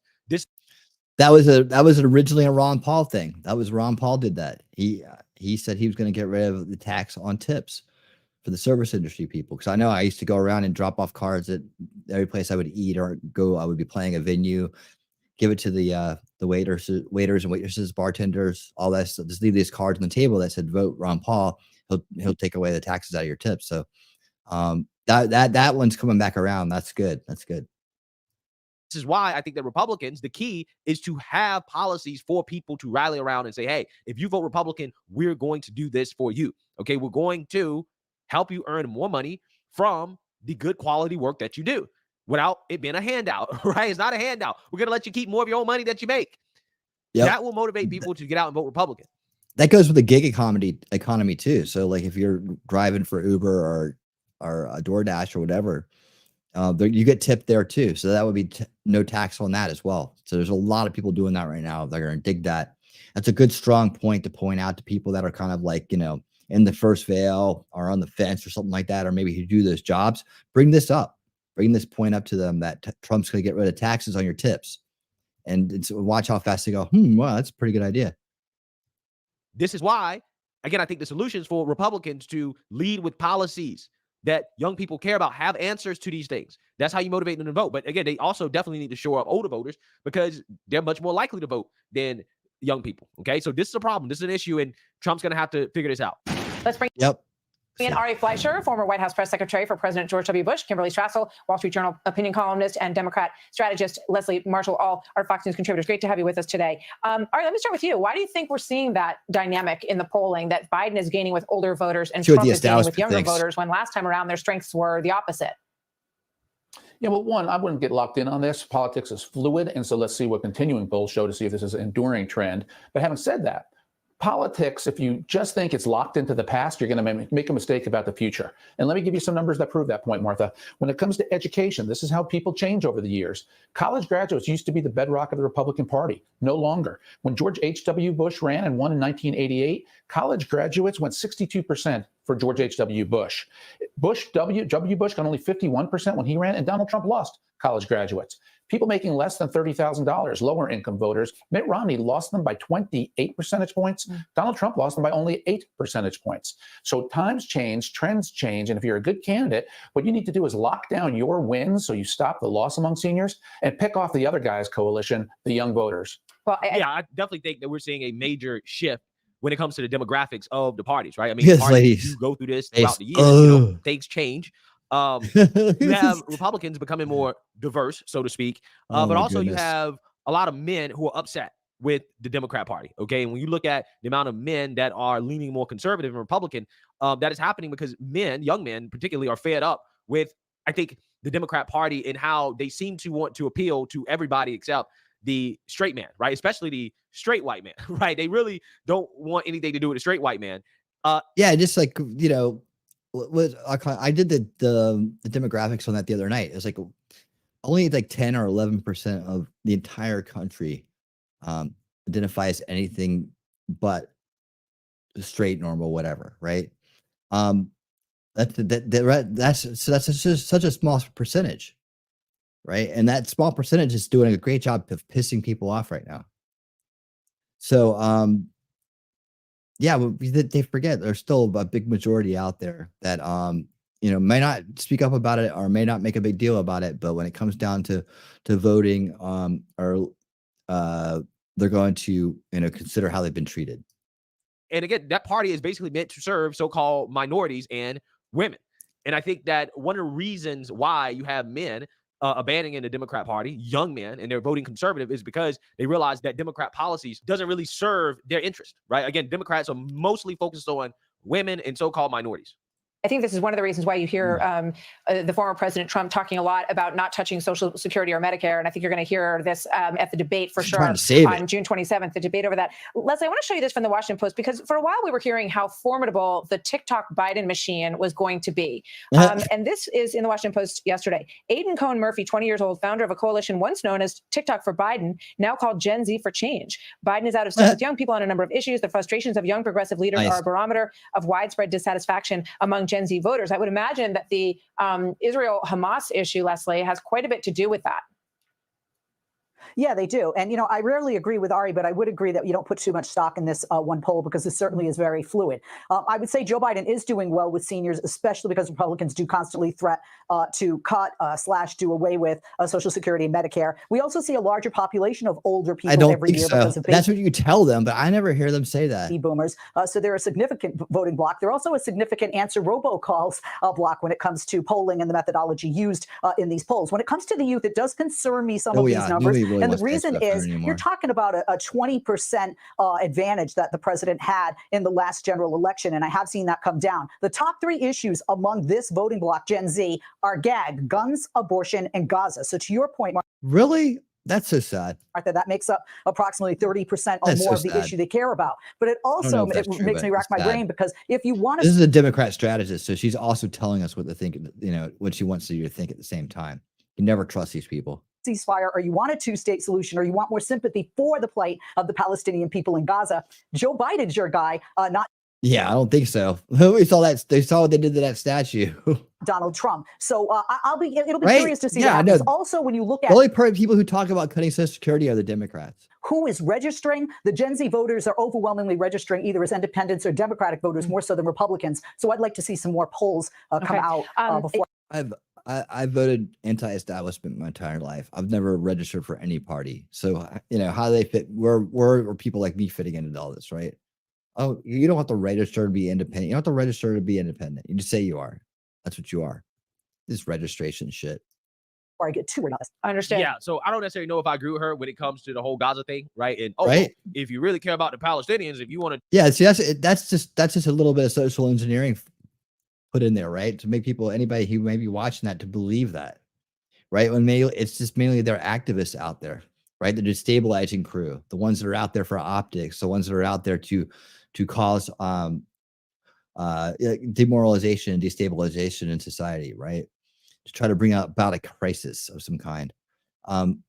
Yeah, see, I totally agree with that. I don't know that I think for some of them, because they show them on it's always college campuses, right? So that makes it look like it's a Gen Z issue. 2-state solution and yada yada yada. Vote for Why Biden. do It they ain't care? happening, They weren't right? even alive when It that shit. ain't happening. Okay, it doesn't matter who you vote for. Nothing's changing when it comes Why to would that they care? situation. I think that is clear. They wouldn't care unless somebody made them care. Said they're supposed to care about it. Right. And so, you know, hey, I understand people are upset with Biden and how he's handling the situation. If they don't want to vote for him, then don't. Right. But you should not vote for him if you think that he's going to be better on the issue than Trump. That's just not the case. Okay. You're going to get the same outcome no matter who you vote for when it comes to that issue. And it is what it is. Yep. So, you know, hey, I think it's best that people vote based off what's going on here in this country domestically. I think it's best if people vote anti-establishment because the establishment's trying to wreck the place. Thanks, Greg. Appreciate it, man. Awesome take there. All right, let's get back to the chat here. Okay, Daisy Girl. Winning, did you catch Patrick Bet Davis show? The very old clip of the master of making masks in President Bush office in a new sus pick of possible Biden double. I mean, let's see, making masks in President Bush office. I did not catch that. I don't know that. I mean, I don't know that it's a big deal. I mean, I don't think they're. I think that if they have body doubles, it's to make people think they're at one place so they can move them to another. Like you'll never catch a body double out there actually talking. So I get it. Yeah, and I'm sure that there is a maybe there's a double out there for these establishment people, people who have a resemblance to them, so they can shuffle them through somewhere or another place, or try to ward off some kind of potential trouble. I don't know, but I don't think they go out there and actually speak for them. I just I've never seen any evidence of that, and yeah, I know that there's people out there that can impersonate, but I don't know how often that's being deployed. So no, I haven't checked that out, but I'll take a look at it. I like Patrick Bet Davis. I like his takes on things. This should tell you why our generation is screwed. The largest generation in U.S. history has the most savings, but forces the poorest societies to support them. There are a lot. Yeah, well, I mean, savings is money you've earned. So I mean, what's the force here? The whole thing with Social Security is you're supposed to work, retire, and then live off your Social Security and your savings. I mean, unless I'm misunderstanding you, I don't understand how they're forcing poor people to pay for them because they've already paid into the system. They're supposed to get their money back. It's because of corrupt mismanagement of the system that maybe somebody else, maybe it's the establishments forcing the people with less savings, less money, maybe even I don't think poor people pay taxes, so I'll cut them out. But I may be misunderstanding, but I don't think that I think that the older generations did it the way they were supposed to do it, and now they're expecting them to come through on their word. And because of the mismanagement of these establishment, wreck the country administrations and deep states that we had over the course of our lifetime, they've messed that up. So somebody has to go in there and try to fix it. And yeah, I mean, it's hard to say when prices keep going up because we're sending money overseas, we're engaged in foreign entanglements, we're sending aid to countries that don't need it from us or shouldn't get it from us. Why are we sending money to countries for gender studies and bullshit like that? That's crap, absolute crap. So it's the mismanagement of money that is causing that, in my opinion. And then, of course, the rising prices as a result of that. It was a result of market manipulation and so on. That is causing the issue there. Let's see. So yeah, the polling sample 75% Dems, right? I mean, right? Who wants to answer the phone when somebody you don't know calls? Nobody wants to do that. Leave a message or send a text. I don't know. I think they're pro-America. I don't know how they favor boomers and Gen Xers. But I don't know. I tend to think there's the opposite of what the establishment wants. So that's good for me. Let's see, why I need taxes when the inflation rate of 8%, you lose $2,000 a month buying power, only 22K thousand. Yeah, right. Inflation is the issue. Inflation is the issue. So the two major parties are going to have major issues in the next 10 to 15 years. Boomers have been powerhouse voting bloc. Policies are going to be non-coherent when they have to focus on general. Yeah, we'll see. I mean, they have that. When I look at that, actually, I was going to show you guys this. I gotta find it. I was probably not tonight, but probably soon. How the European system works, like how that parliamentary elections work. I probably saved it somewhere. I found a really good explanation of it. And man, they have all these different. They have so many parties, and then the parties end up forming coalitions, right? So it's like they end up with the same amount of parties at the end anyways. I mean, it's like, you have basically two sides and then a bunch of different parties, and then they all come together and they form bigger blocks, right? So it's like, okay, well, that's kind of like what's going on here, except for you just don't have we don't have names for our little groups, right? Seems like it's kind of the same thing. But the problem is when there's the illusion of choice. It's a false left-right paradigm because the corrupt establishment's controlling both sides, which is the world we were all born into, right? And now that paradigm has been destroyed, or it's in its death throes, if you will, we really do have a choice. And you see what happens when there's a real choice. It becomes a real battle. It gets real dirty. The establishment will do anything to stay in power and retain their control and their wealth and their power. They will do anything. They will say anything. They will they'll go to any extremes. The ends justify the means for them. So the problem is when we go to sleep and we let them do that bullshit, right? Which we did for generations. But luckily now, hopefully we learn a lesson and we won't let that happen again. And we'll continue to make strides to make sure that doesn't happen. Our third parties here in America are all co-opted. I mean, if you didn't see what happened with the Libertarian Party this year and who they nominated, and that they completely destroyed their party.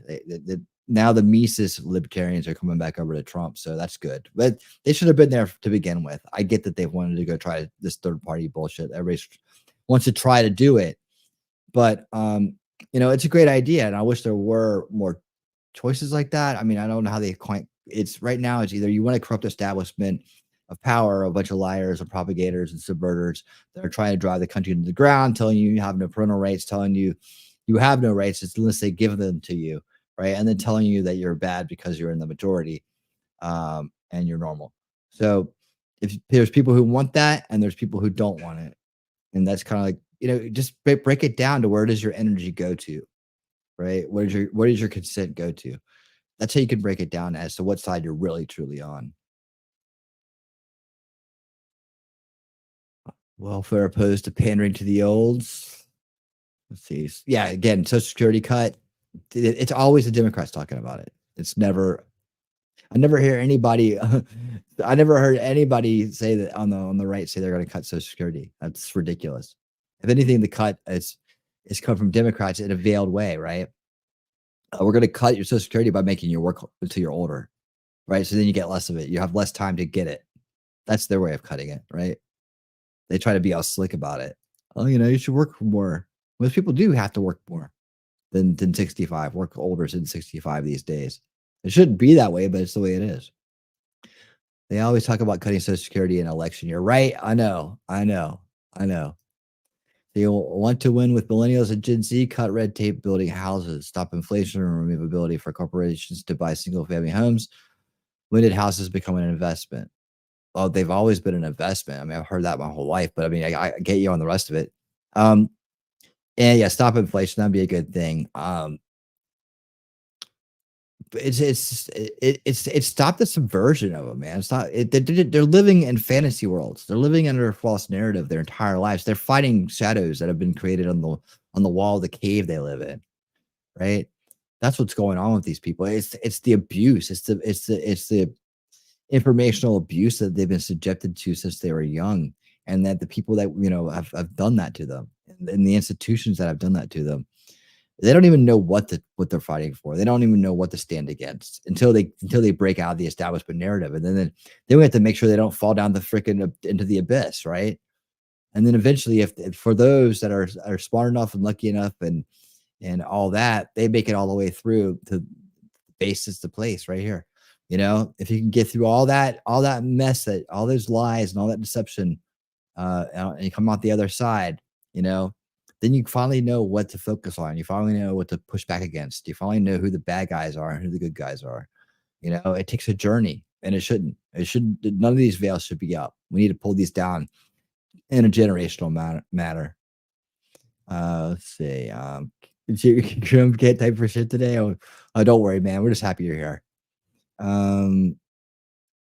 No, you don't get money back. That's fundamentally correct. You don't get money back. What, Social Security? You don't get your money back you put in? Well, I'm pretty sure people get Social Security checks, but let me know what you mean. I might be misreading that. It appears to me that one was speaking for him last week. Okay, you want to do some analysis? All right, let's do some analysis. I'll pull it up. 7 minutes. Okay, I'm gonna save that, and we're gonna go through.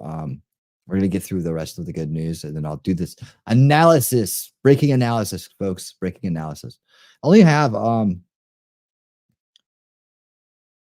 2 more, and they're really short. I love it when Maxine Waters opens her mouth and puts her foot in her mouth. It's like one of my favorites. Okay, so we got that here. All right. We'll do that. I do not answer when I do not know them. Yep. Right. I mean, really, the unknown caller, scam, potential scam. I get those all the time. I can't answer the phone. There we go. Exactly. Yeah. And it's not aviation advice either. I cannot fly a plane. Okay, we're saving these. We're gonna do that. We're gonna come to this in a minute. So stick around for that. And have I gone all the way through this last topic? Let's see. Yeah, the national debt's in the trillions. Per person, it is $102,000. Do we ever feel that? How do we feel that? People talk about how much we all owe, but no, we all know damn well we're not going to pay it.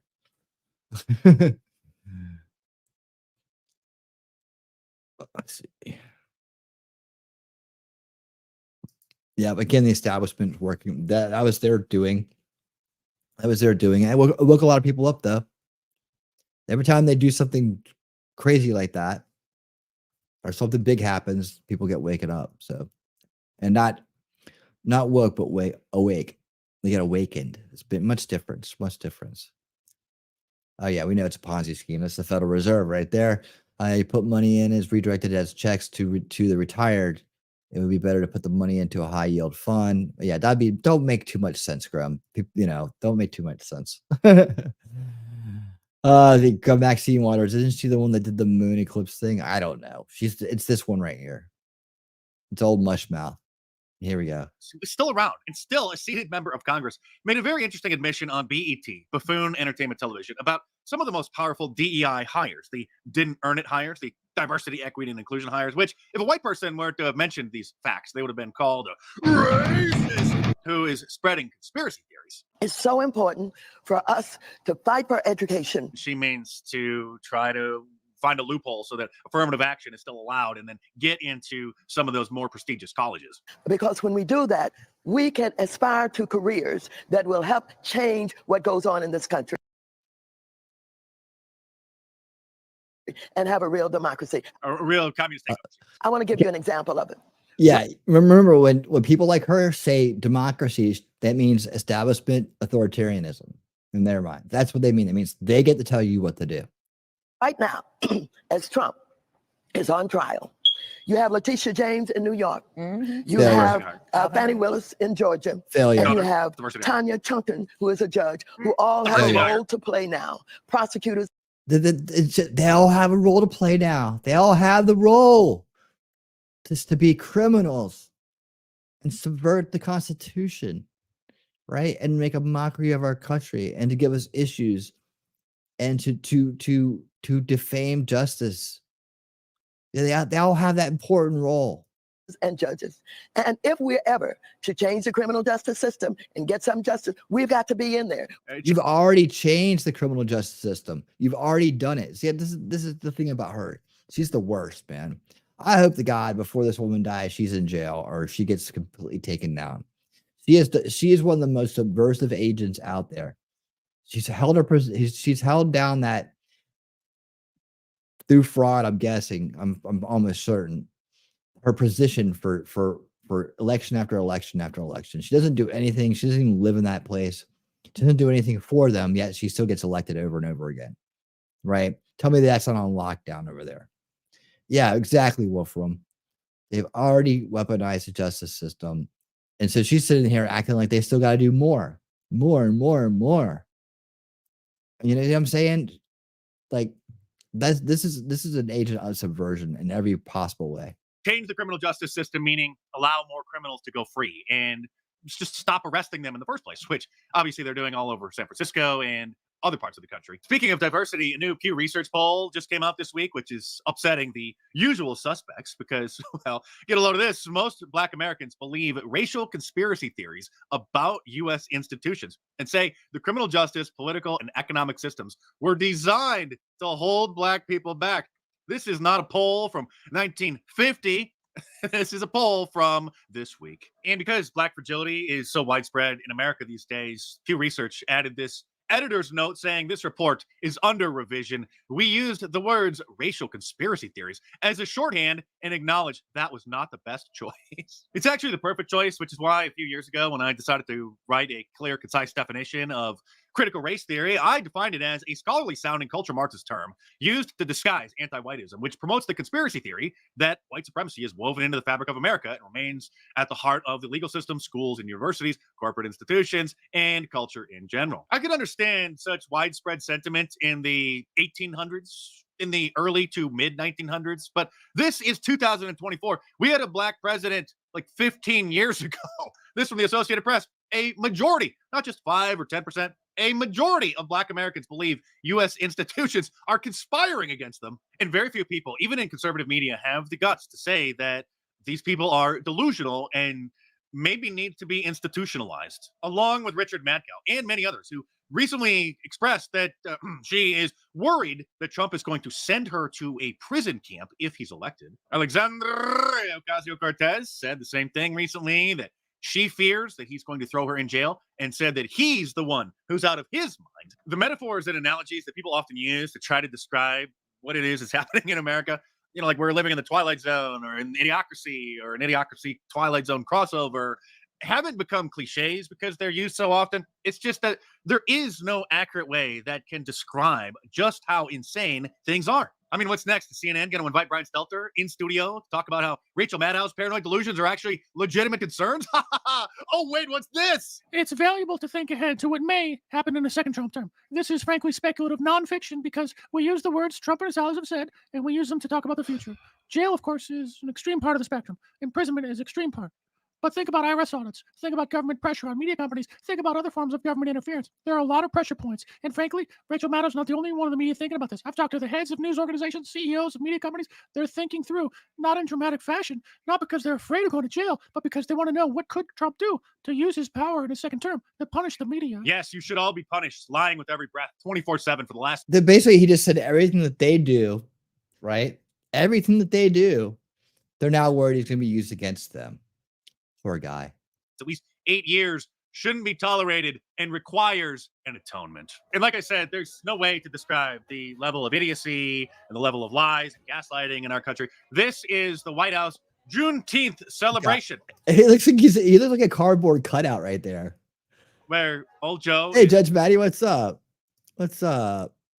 Jacob Castro, we're having all kinds of folks roll in. What's going on? What's going on, guys? Yeah, the little bright voice. It's hilarious, isn't it? Look, he looks like a cardboard cutout. And look at this dude. Look at this dude. Good Lord. There he is. I feel like it's embarrassing. But look at all these people. They're all expecting to eat the fat off the hog right there, man. Standing like a corpse, right next to a bearded man in a dress. Look, the vice president cannot dance. Look at his face. Hold on. Do you guys see that? Let me enhance this here. Look at his face. What's he look? He's like, see now look. Let me show you how it's done. You take a snapshot of this right here, right? You take a little clip right there, right? And then you go, Joe Biden's disgusted, shows disgust by standing next to a black man. It's like you take that, and that's a smear, it's a soundbite. It wouldn't be true, but that you could take that little bit right there because he made that face, and you could turn it into a story, right? And if you're dishonest, that's something you would do, right? But I'm saying that's how people do this stuff, man. It's like, yeah, he's already bad enough if you play the whole clip. You don't gotta, try to make it worse. But it's like him alone, the truth alone makes him look bad. Look at him. He's frozen. Celebrating Black culture. Juneteenth is this new. It's like he's trying to smile and he can't. Black holiday that he. There you go. Look, someone touched you. I mean, finally. How can you possibly put this bizarreness into words? Compare What's this he corniness saying? to President Trump, who's going to be on Logan Paul's podcast today, who started off his career as a big YouTuber, him and his brother Jake Paul, and then Jake became a boxer, and Logan became a WWE wrestler, and he also has a podcast. And here's a little promo that they put together for the interview, which is going down today. While I thankfully haven't wasted more than 15 seconds watching a Logan Paul or Jake Paul video, they are very popular amongst the millennials and the Zoomers. So this is a brilliant move by Donald Trump to reach those younger voters. And if you want to reach out to like-minded individuals and support my channel, order your Appeal to Heaven shirt from my online store, markdice.com. Click the link in the description below. This is one of the few designs that isn't so incendiary and obvious where you stand, but those who are in the know will check out his clothing if you would like some. If you need clothing, check it out. All right. Thanks, Mark Dice. Appreciate that. Yep. They're all worried. They're all worried. Okay. So I try to circle back to things we've covered in the past. So I kind of have to keep the good news themes rolling. One of the things we covered in the past, and by the way, I did a video. Where's it at? I did a video a long time ago that did not get nearly enough views when the whole Bud Light thing came out with Dylan Mulvaney, right? It's hilarious. Is it a short? I think it was a short. Let me see. me try to find this out real quick. Find it real quick. Nope. Was it a short? Nope. It was a video. Where's it at? See, it's going back too far. I didn't take it down. Oh, here it is. Okay, I'm gonna put the link in the chat. Bud Light Queen of Beers. Yeah, that was it. I guess I need to change the title. Maybe you guys tell me what I need to do if I need to change the title of this or not. But yeah, this is my response to Dylan Mulvaney. This should have gotten a lot more views. But anyways, the good news is right now that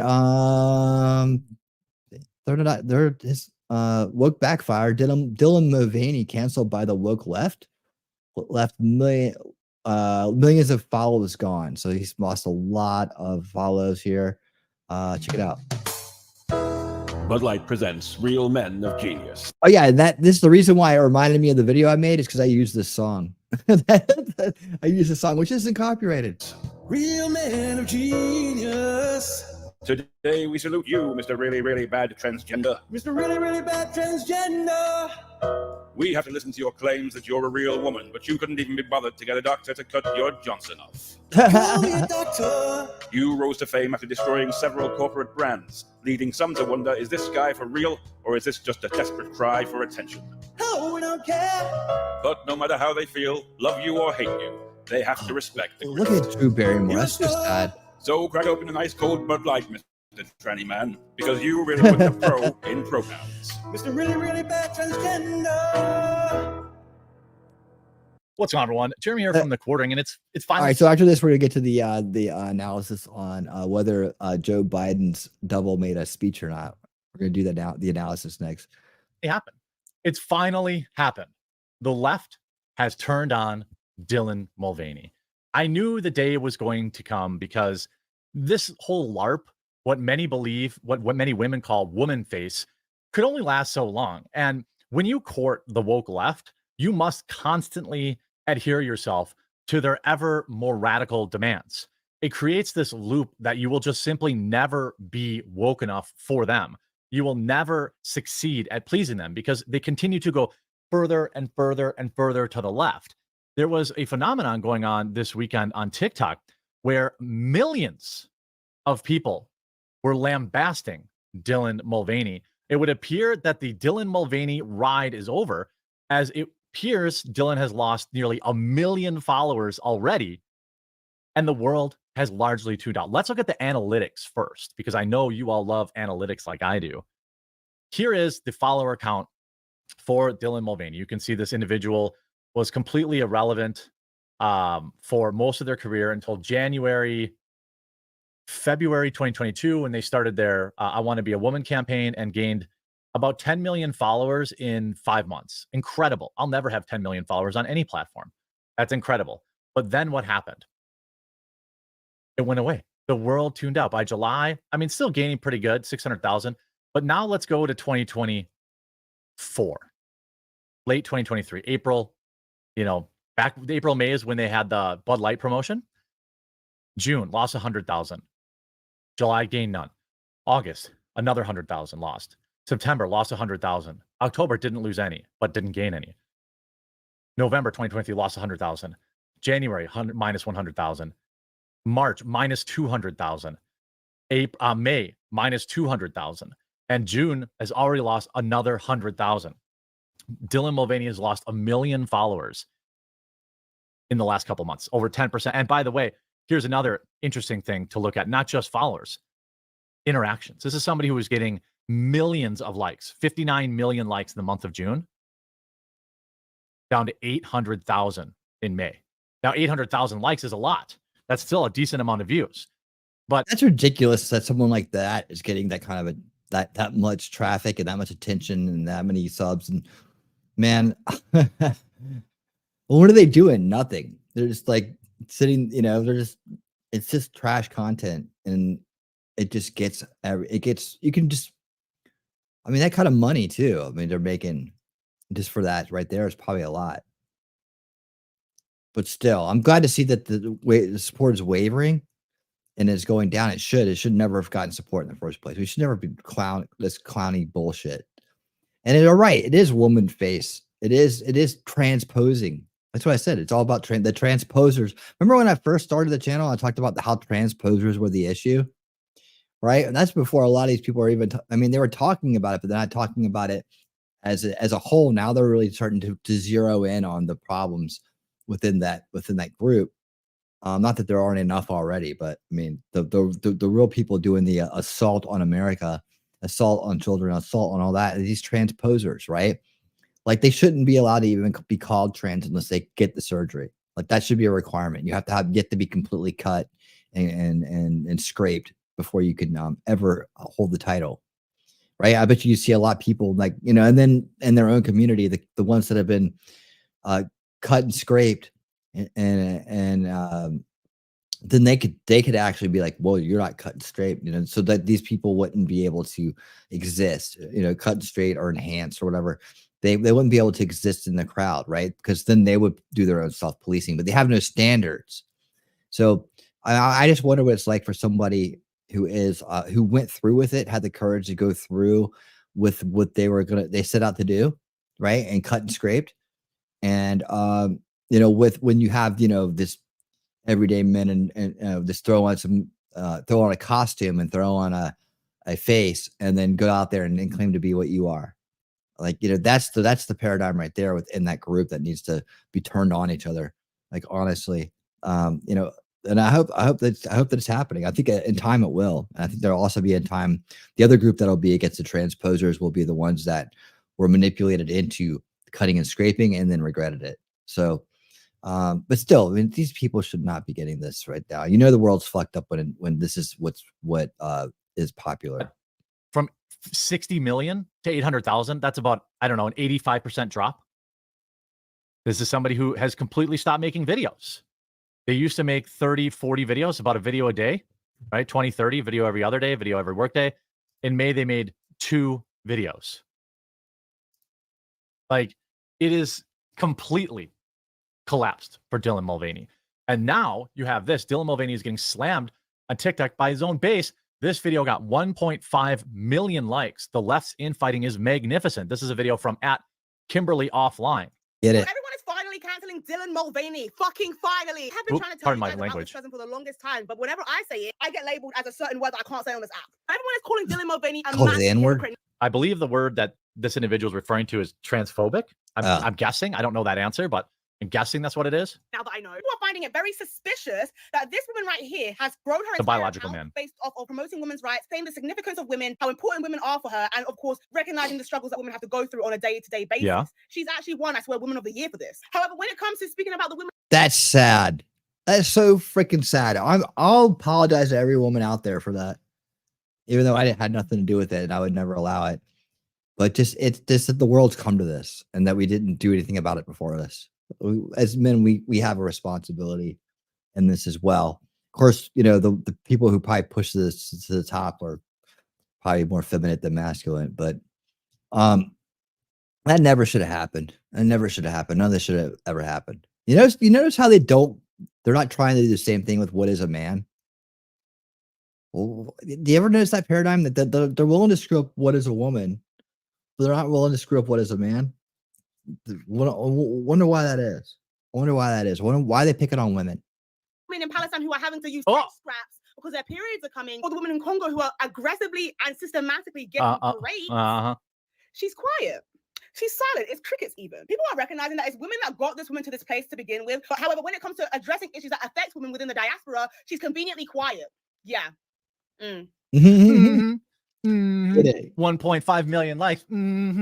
Yeah, I'm gonna subscribe to her. I mean, that's a Kimberly Offline spelled wrong. I would say if I look at this person's Kimberly Offline TikTok, I think this is them.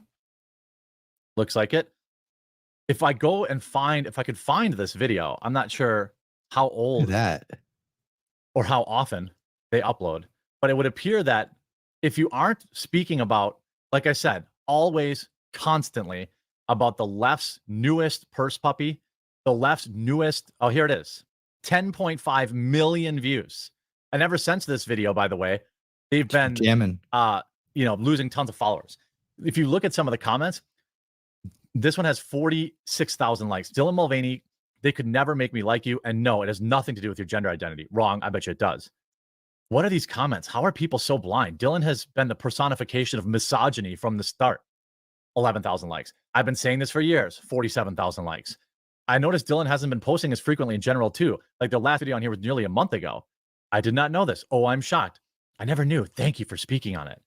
What exactly do they want Dylan Mulvaney to do? They want Dylan Mulvaney to talk about women in the Congo? I don't really understand how that's supposed to be their job. And then this, more angry. Here's an angry lesbian. This message from an angry lesbian to Dylan Mulvaney. They want Dylan to speak about Israel-Palestine and thinks the fact that Dylan hasn't publicly addressed it is an abomination. It's more important. If you're not Dylan, feel free to stick around. You know, I've never really had faith in celebrities speaking on important things, especially when it comes to oppressed groups of people and us common folks. But yeah, right. Look, and she said us common folks. So she did that. She doesn't even count herself as oppressed. That's pretty cool. Are you serious? You haven't had faith in Hollywood virtue signaling? Have you even turned on the internet? Have you? Right. I know. She probably hasn't though. But yeah, no doubt. I hear what Jeremy's saying here. Watched an award show? That's all they do. I had faith in you, and I'm talking a lot of faith. You've gotten to where you. Okay, now that's your first mistake. Why would you have faith in a transposer? Like, why would you have faith in that? It makes no sense. Like, what he stands for stands against everything that you stand for. So that's sad. That was just, maybe just being trendy or thinking that somehow you guys were aligned. But no, he's completely working against your best interests, angry lesbian. Are in your life and your career because of millions of people like me. Now, I can only speak for myself, but Dylan, I stood 10 toes to the ground for you. Not because you're trans and not because we're part of the same community. Yes, you did. Yes, you did. Yes, you did. Yep. See, I agree. Yeah, exactly. No, that's exactly why you did it. Just admit it. This is what the left does. They will promote you. They will make you famous. But if you don't follow the line right down to the very, very perfect and ever-changing level that they want, they will take it all away from you. I mean, Angry Joe's experienced this. Every time the left knows that they can control you, they will control you with fame. They will bombard you with all sorts of awesome things like millions of Twitter followers or millions of TikTok followers.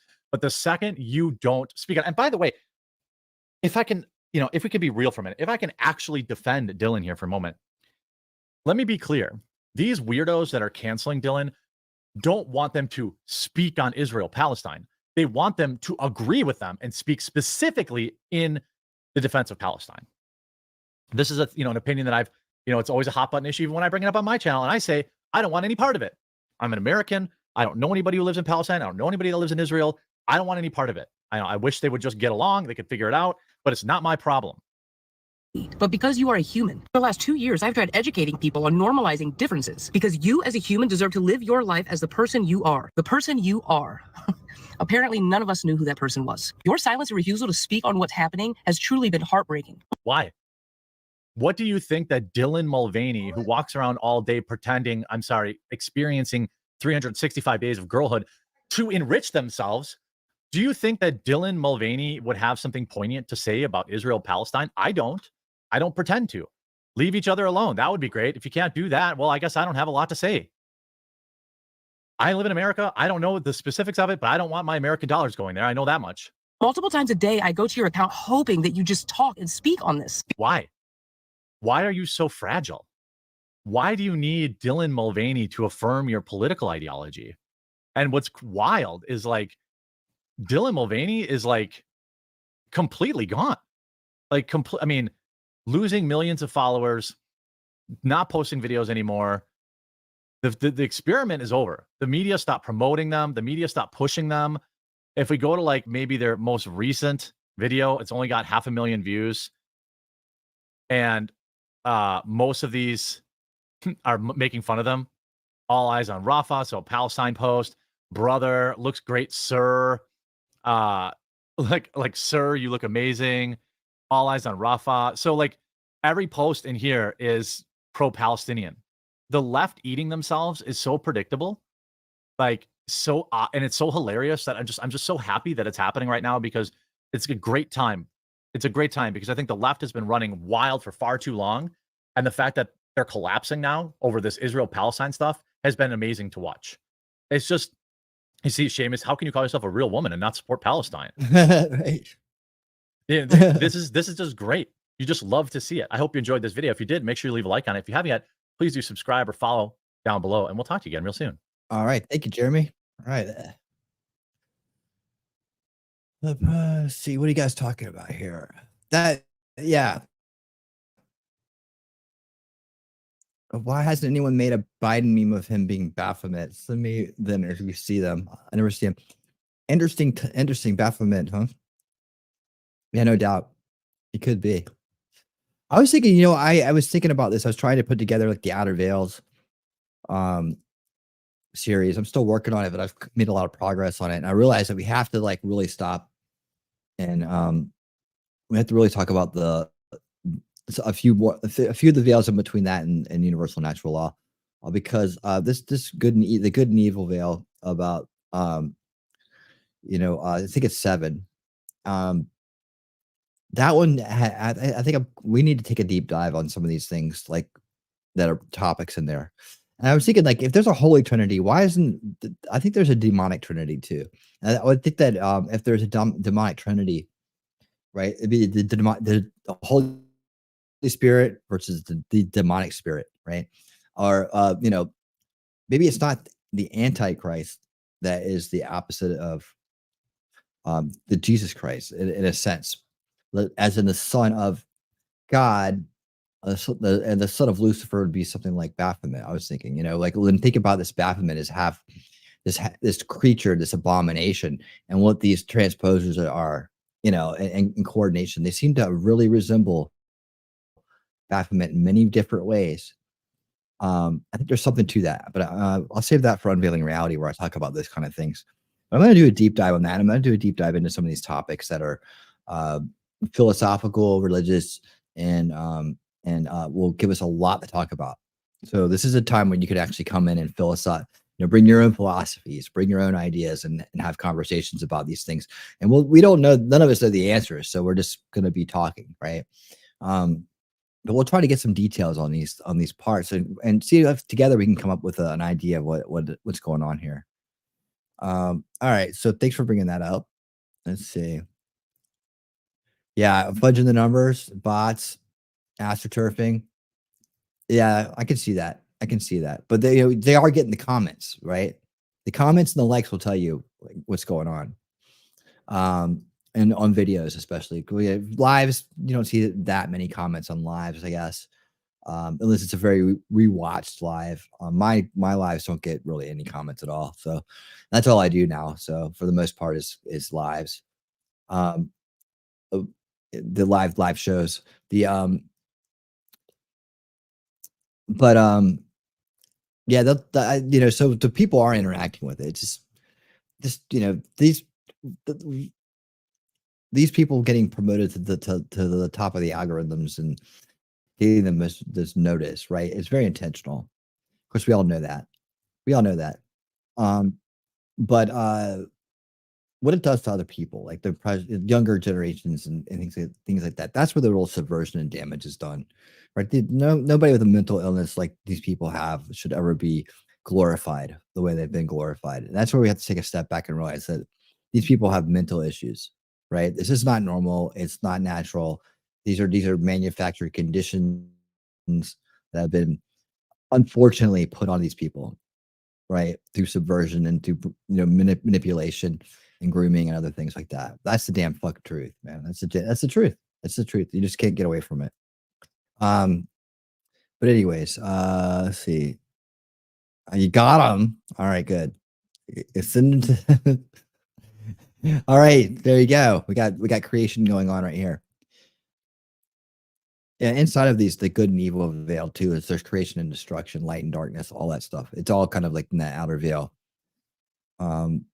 We'll go to that, and then that'll lead us in perfectly, actually, to universal law and natural law, universal parameters, natural law. So there we go, and we'll learn a lot from that. Trust me, because the good and evil, like caring and caring not, and things like that. These are the things that kind of drive the intention the intention-driven fails, right? The ones that supersede human and our political existence. You know, the world around us. These things are things that are always in present, regardless of what the world looks like. So no pride, envy, gratuity. Not pride, envy, something else. Stand by. Okay. All right. Well, let's see. Okay, I got to do this. Here we go. Daisy's waiting. And I'm going to do this. You said 7 minutes in. All right. So now we're going to see. Oh, look, it's the same thing that we were just looking at. Okay. Okay, so that's perfect.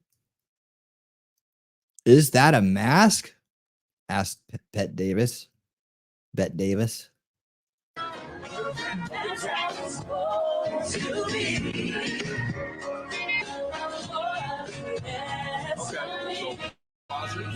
Now, Rob, go to the clip that everybody on the internet is reacting to. This is Ed Krasenstein that we had on the podcast. When is this? Well, no, he just posted Hopefully this 2 Bet days Davis ago. doesn't use his stuff. I think he People does. are now claiming that Joe Biden has a different skin color on his neck. The absurdities never stop. Okay, play this clip and just watch. Is that you have to He doesn't even talk the same way. Look at the neck. And the market is that if you have all of the Yeah, there's something going on here. But I'll tell you what I see in a second. the tax breaks, essentially all the tax breaks, all Is that of shadow? the benefits I don't flowing know. to the Okay, hold top on. 1/10 It's of not 1%. shadow. There's Shadow never doesn't been move such like a that. concentration Back even of wealth, moving? including going Yeah, back they to the are. Great They're actually Depression. moving. I that didn't is- think the people in the back were moving, but they are. So it looks like And so one of the things that worries me most Okay, about that, so now- John, Is is not is just that is that AI creation? What there is now? Close it. Now go to the comment section. Okay. Hold on. No. We don't care about the comments. Not yet.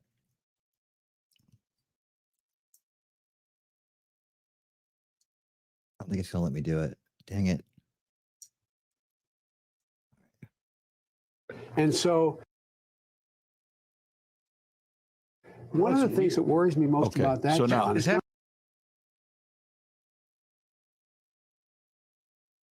All right. just is that AI creation? What there is now? Close it. Now go to the comment section. Okay.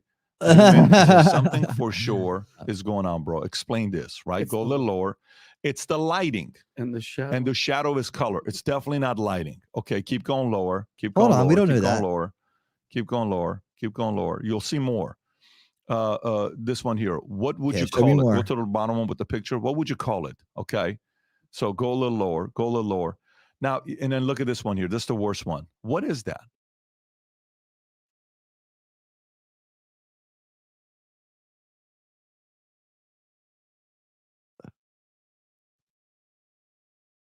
This one here. What would you call it? Go to the bottom one with the picture. What would you Okay.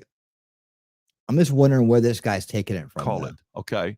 So Here's the issue, and it's okay. It's okay because I get why people are questioning this. I get it, but here's the issue, Bet Davis. When you just take a picture off of X and start using it for your analysis, right? And can you confirm this picture? Can you confirm the source? Have you done that? I would lead with the fact that I've done that. Now, it's a funny thing is I could totally see what people are saying. It does look like a Biden mask on Obama's neck, right? So I don't even know where this interview is from. I also don't know that AI would do it this way. Like I've done a lot of refacing, a lot. I've never had anything come out like this. At the same time, why would Obama put on a Biden mask? Let's face it, that's not a mask because it's too realistic. I mean, we're talking about a millions and millions of dollars and like the most perfect, like automated mask, whatever. It's getting the expressions, the wrinkles, everything just right. I'm more leaning towards AI, but it's just weird to see this line here. Shadows do happen. If the light's going up that way, it could be like that. Now, if they've messed with the filtering on the picture itself, they could exasperate that. Well, let's keep watching. Go a little lower. Go a little lower. Now, and then look at this one here. This is the worst one. What is that? Again, I don't know what your source is on this, or who put this picture out there. They could have easily done this, but I'll have to like. Okay. So this is what I would do, right? Here's what I would do. I would have to go back and find the original video and watch it all the way through, because we're getting a bite even from a big time millions of followers, subscriber, likes dude, right? Who I like his stuff. But again, we have to be really, really careful when we dive in, especially this day and age. We really need to be careful before we jump to conclusions about things, and we should never go on sound bites. That's not. That doesn't give me AI vibes because it's moving, Tom. So if you go back up at the top, Rob, and play the clip again when the neck is moving, yeah, let it just that right there, that one move right there. Watch this move right here. Oh. Watch the move. And give me AI vibes because it's moving, Tom. So if you go back up at the top, Rob, and play the clip again when the neck is right here. We're going to slow it down. I'm going to mute up so it doesn't sound all weird. I want to make sure I don't miss it. Right there. You see that? Yes. Did you see that? This gives me more of a Grim. This looks like one of those. This is like the kind of thing I was doing with Viva Fry's Permanent Vacation, masking, right? I haven't done it in so long. I forgot the name of it. I want to say clip editing, but it's not that. That's not that. It's what's the name of it?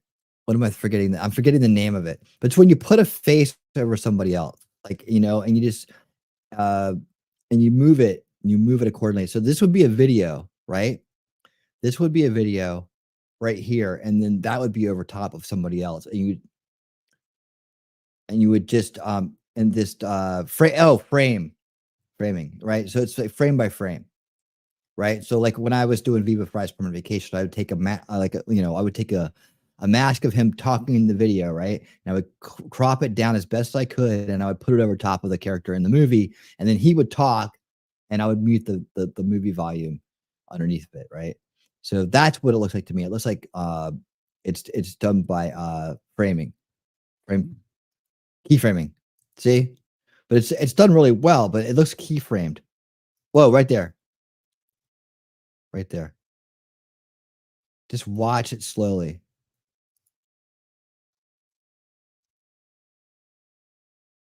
See?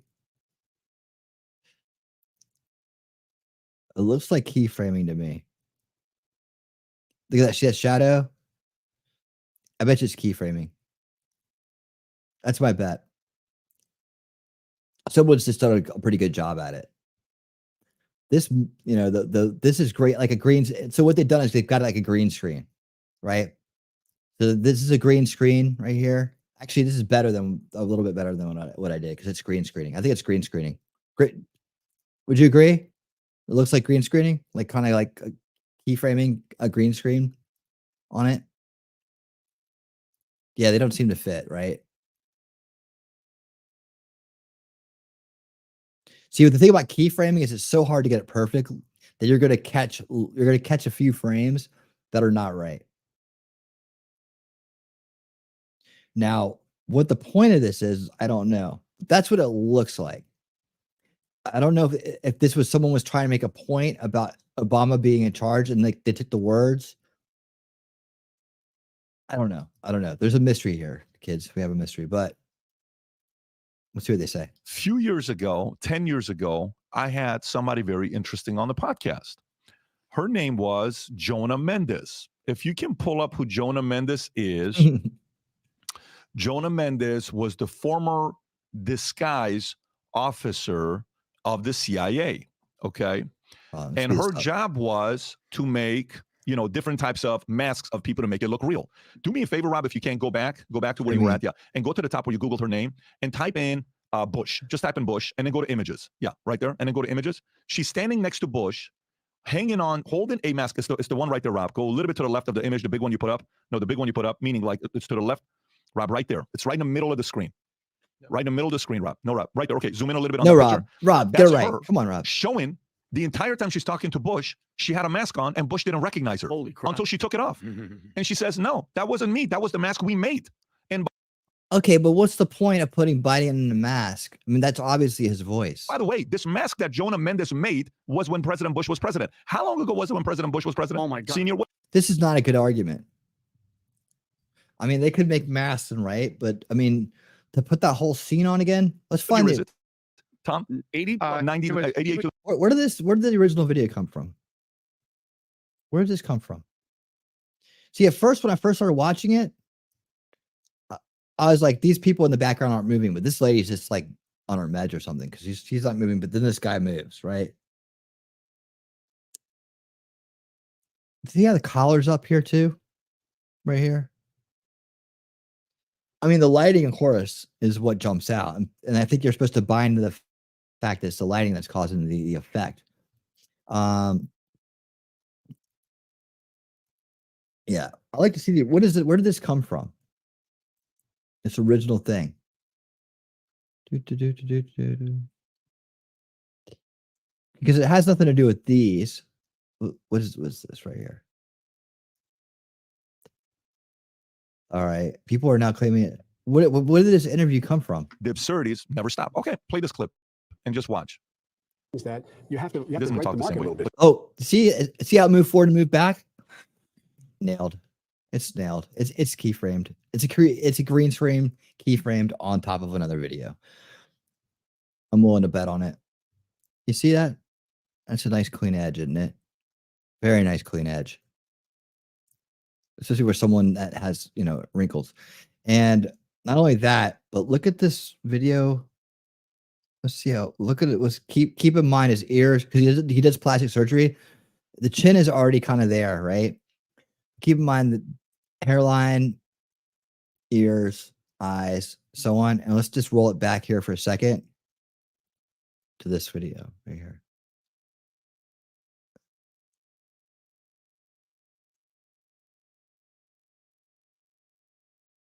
All right.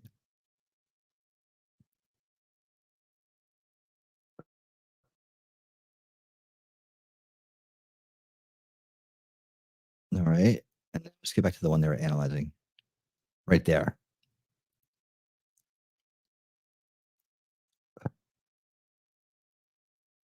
It seems like his skin's a little tighter in this one.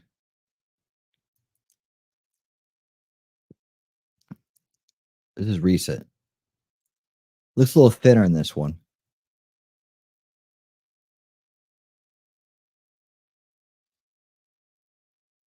All right.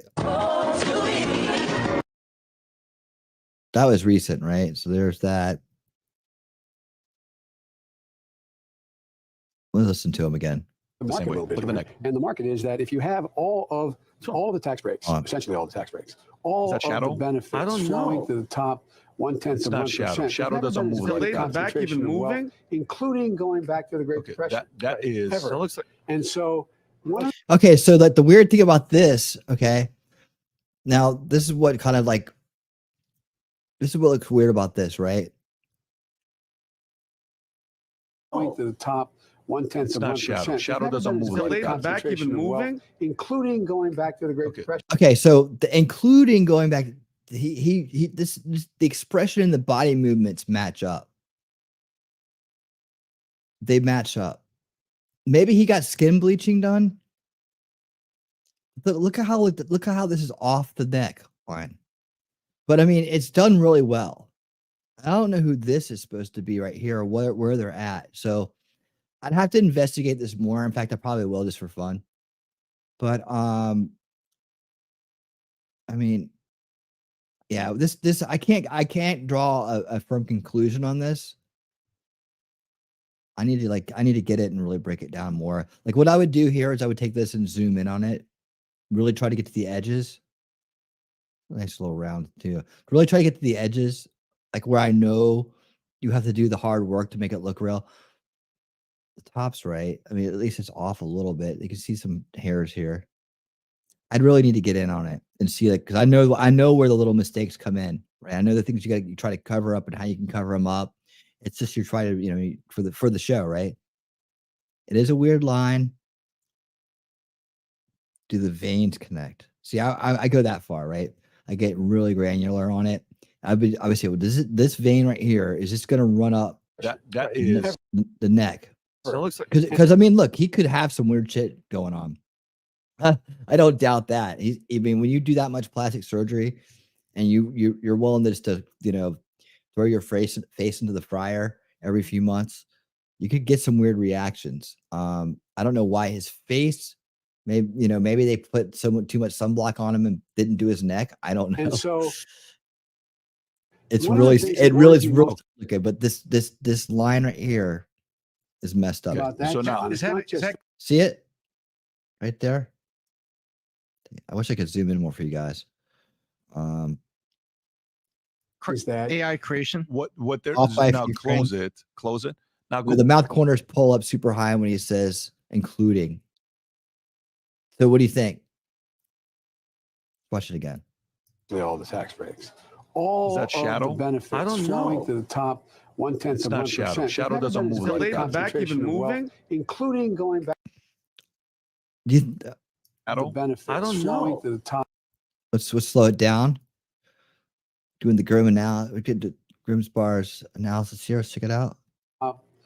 1/10 It's of not 1%. shadow. Shadow doesn't move So like they that. are back even moving? Shadow doesn't move So like they are that. back even moving?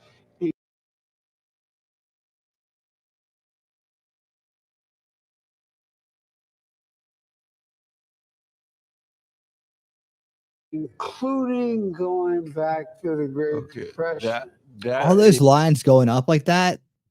See how the wider his eyes got, the more these lines started to appear. Right? AI doesn't do that. AI doesn't do that. That is Ever. And so one of the things that worries me most. you can see the light kind of go in and out there when he moved his head. About that, So now John, Is it's that, not is just that that AI creation? what there You guys slightly been drinking. It's really tough, man.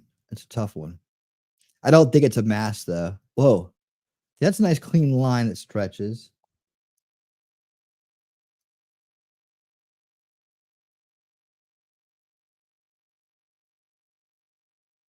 The tan line actually moves a little bit, changes form a little bit. That would indicate lighting versus something else. It's a weird light though. I mean, literally they had to have something like just like 100, 200 watt something right in his face,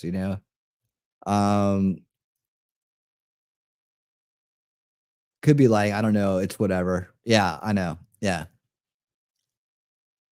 Yeah. Those lines have always been there when he raises his eyebrows. No doubt that that's a live clip of his face. Now, then the question is it green screened and keyframed onto another body? And what's the purpose of that?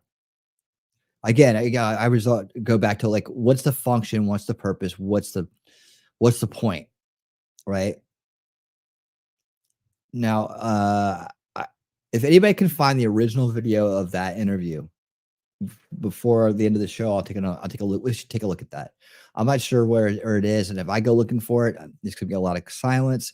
I'll try to do it during. I'll try to do that during funny videos, which is right now.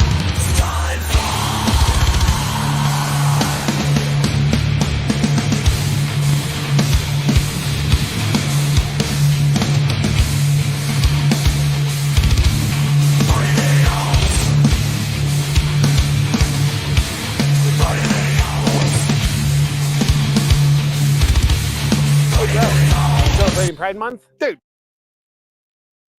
All right, here we go, guys. Start off with a little JP series this evening. This one's pretty good. Let's hit it. Hey, bro. You celebrating Pride Month? Dude. 100%. I'm celebrating Pride Month all year. You? Yeah, I'm on board now. You weren't before? Originally not, but then I saw the NFL logo in rainbow colors and really made me want to celebrate. The rainbow NBA logo is what did it for me.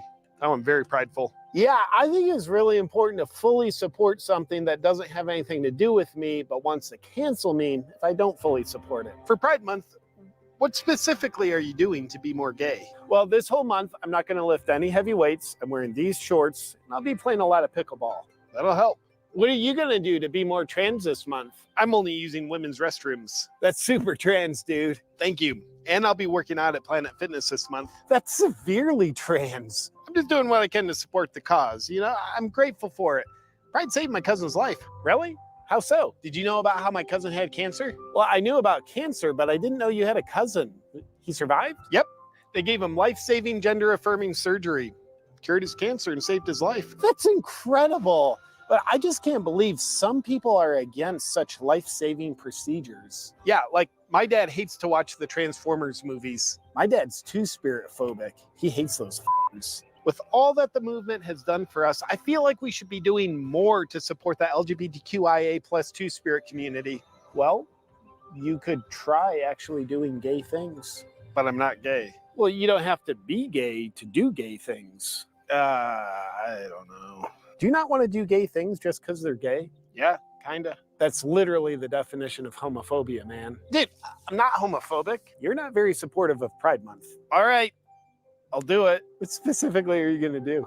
I'll touch a guy's junk the next time I'm in the women's locker room at Planet Fitness. That sounds pretty gay. I just really want to do my part here. That's hilarious. Well, what else are you gonna be doing to embody the cause? Oh, I'm joining a Queers for Palestine group. We're taking a trip to Palestine. That'll be enjoyable. It really will.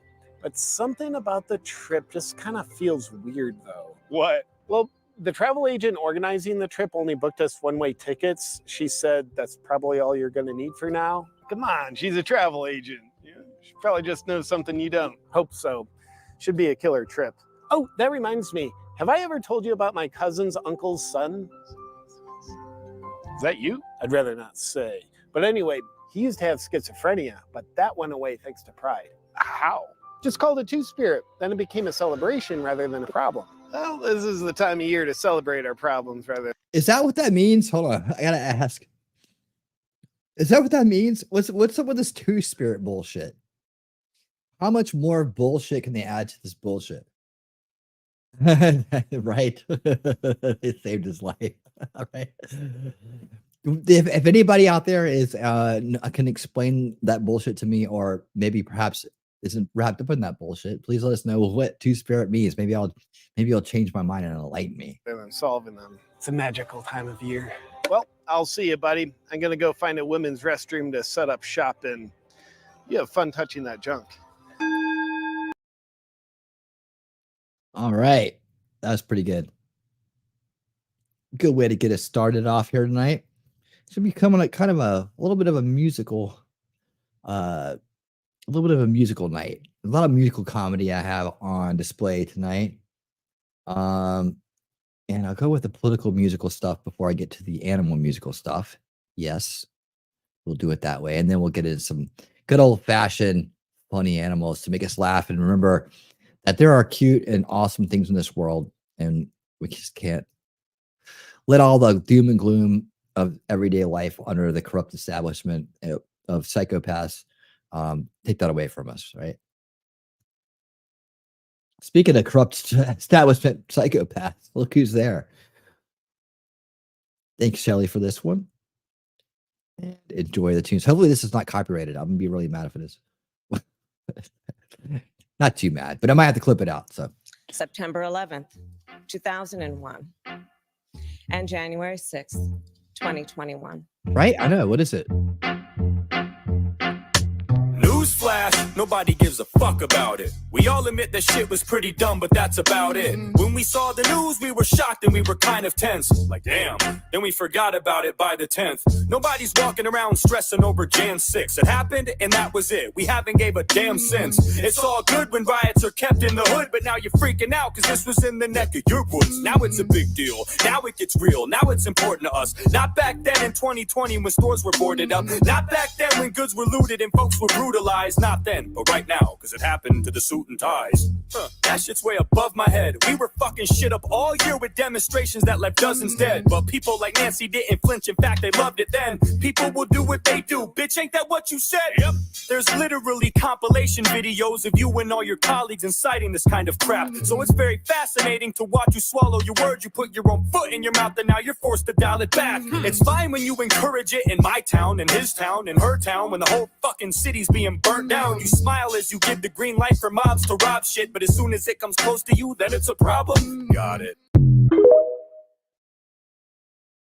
All right.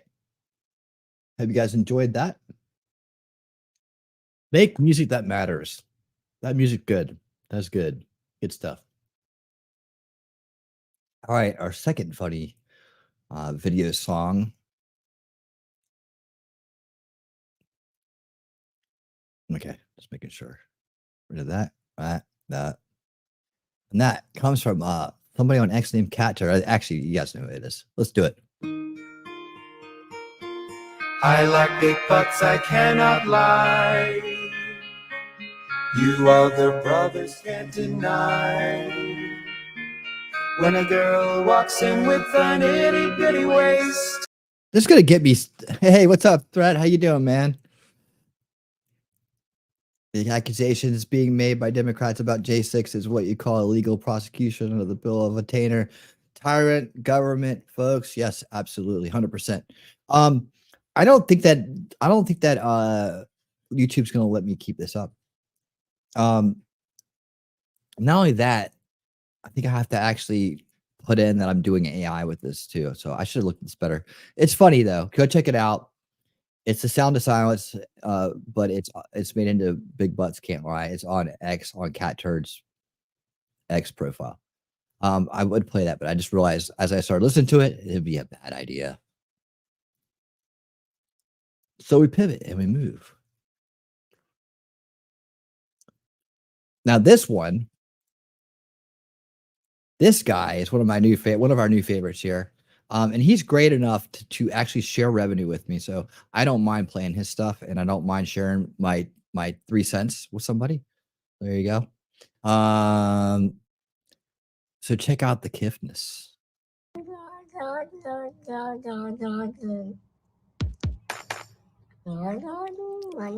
Grim, this is what you should be doing right here.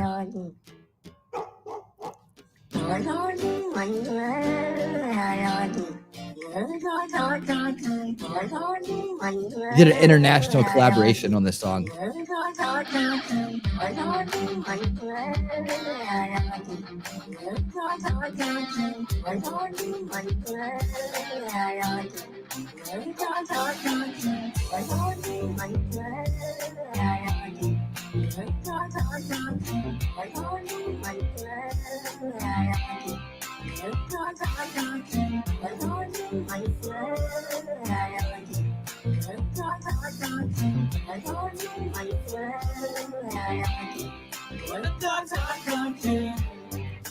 Kitty go purr when you hold on to his fur. Everything a blur.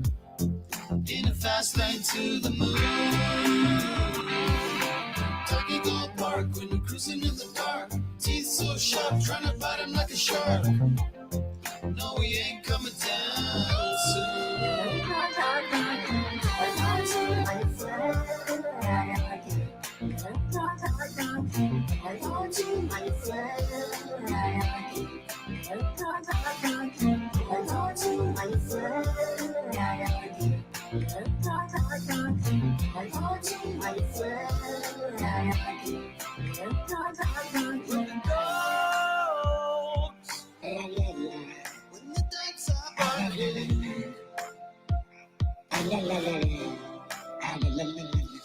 A doggy don't like it when a cat like me is going through life's successfully, so they make a big buck as I fly through the sky. Hold them to my fur coat, don't you cry, 'cause I'm gonna make it now, break through the clouds. No more Dougie barking, where are they now? It's easy to hear them when you're on the ground, but when you're up on the moon, you don't hear a sound.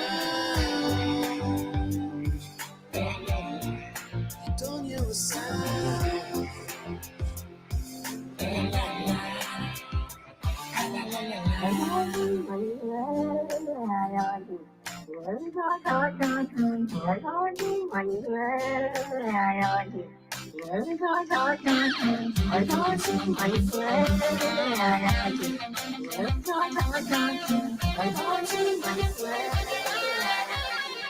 The cat's really into it, man.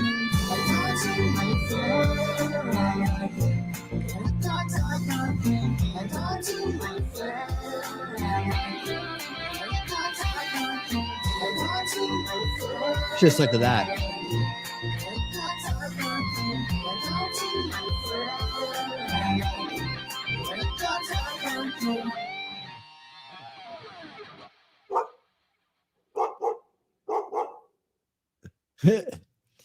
All right, I got a twofer for you coming up next.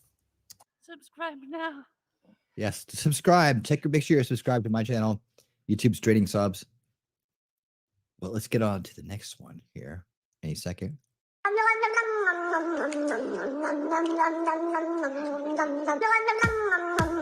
International mashup. Check out all these characters.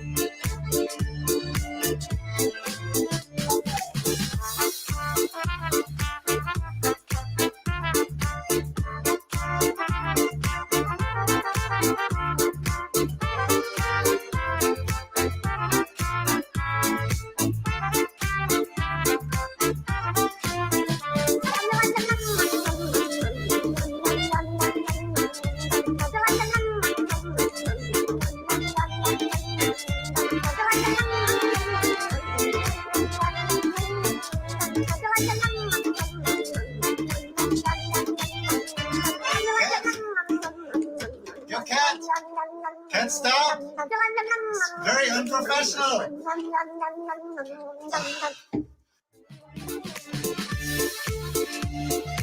There you go.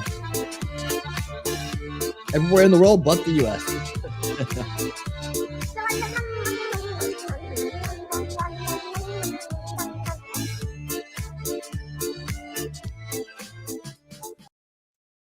All right, a Kiffness, ladies and gentlemen. I have some more of this for you next week as well. What we got coming up next, man? I found some new ones and some remakes. They're all good. They're fun. What a great little idea. Way to put your musical talent to use and make the most of it.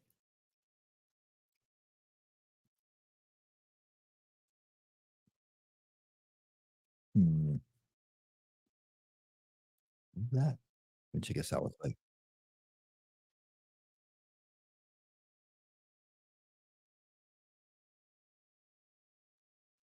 I guess normal. Right. That's moved kind of fast. Right. Yeah, man. You guys like that? I like it. It's old polka song lyrics.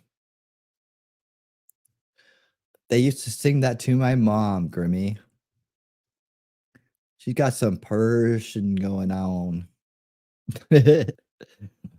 Also, her initials on her luggage were MLF. So they called her my little fat girl. That's funny. Ask her for a carpet ride. Oh wow. All right. Let's see. Dogs actually understand more tones. Still researching the topic. Dogs seem to be more attached to facial expressions and body sets, and as opposed to cats who understand sound tones. You can train them to know eat, and once they learn this, you can say meat, see, feed, eat, etc., etc. And draw a relation. So I did a solo research on this, and laugh out loud. I was bored. Hey, you did a good job. You furthered cat and human relationships more than you'll ever know. Found the Joe clip. Hold on. Found the Joe clip. Okay, let me see. You found the original? Let us revisit then. Where is it at? You didn't DM me it. You didn't DM it to me. What?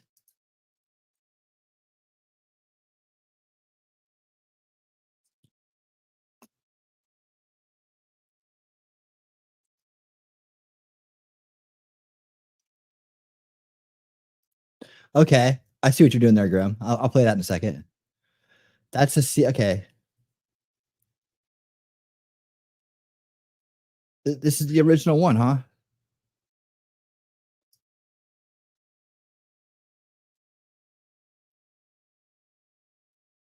All right.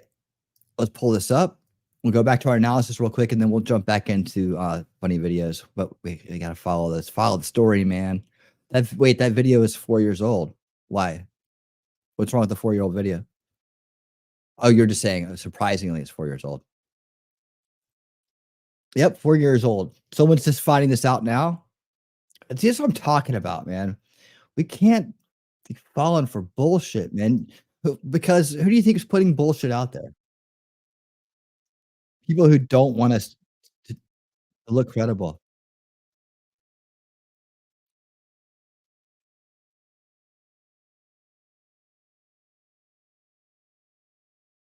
All right. So that's why he's more coherent. Seems different. His collar, there you go. His collar's up on his jacket right here. So that's why you get that weird shade.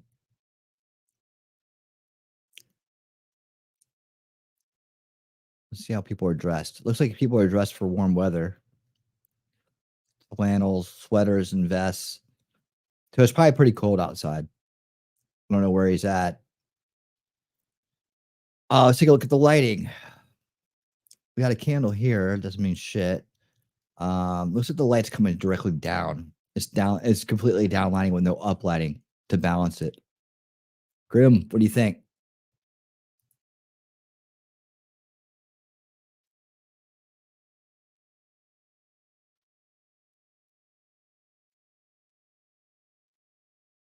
Keep in mind, 4 years ago, refacing and AI and shit, that didn't exist. You know, we were still doing keyframing. See, and that shadow right there let in light, and it blended with the skin. Weird shadow. It is a weird shadow. It's still right there.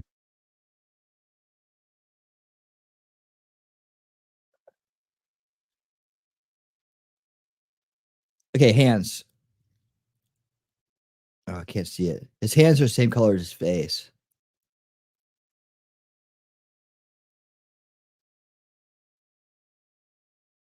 So so when he had his head like this and his head like that, what we were seeing that looked like a black outline, it's like this high collar on this inside sweater thing he's wearing.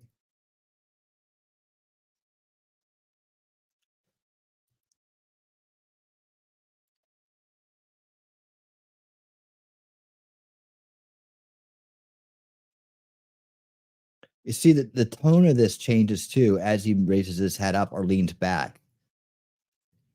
See, like right here.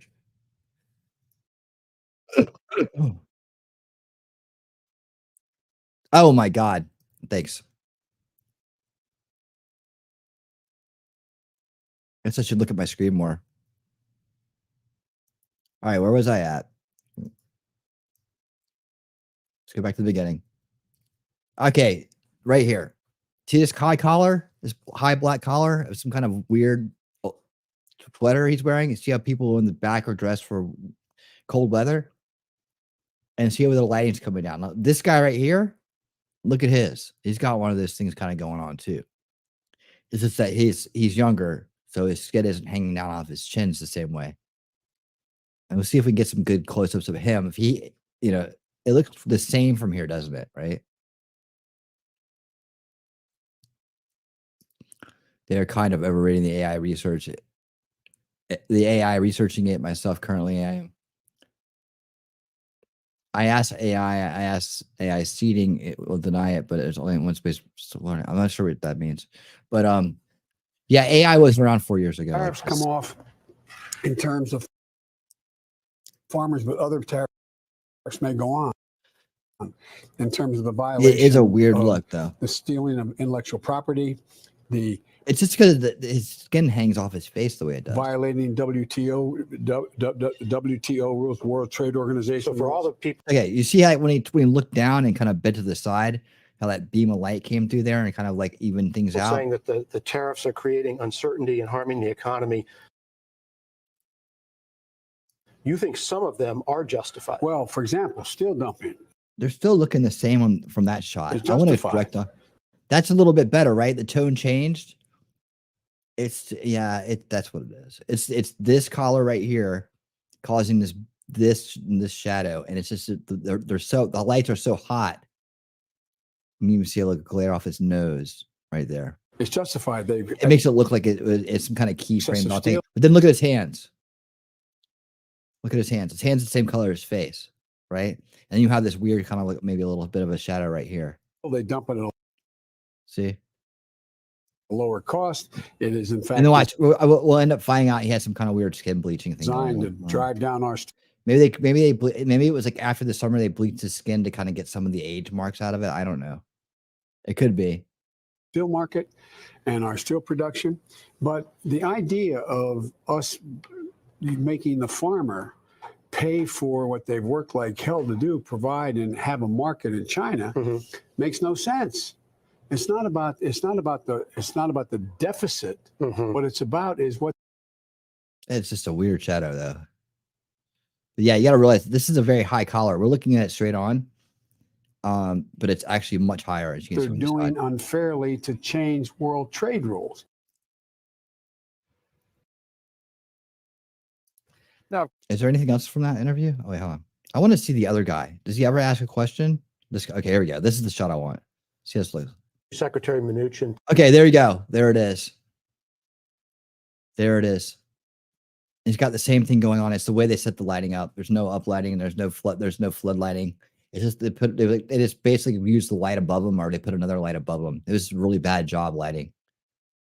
There's a little bit of side lighting going on right there. You can see, which is causing the shadow. Maybe it's just very, very bad job lighting. That's what it is.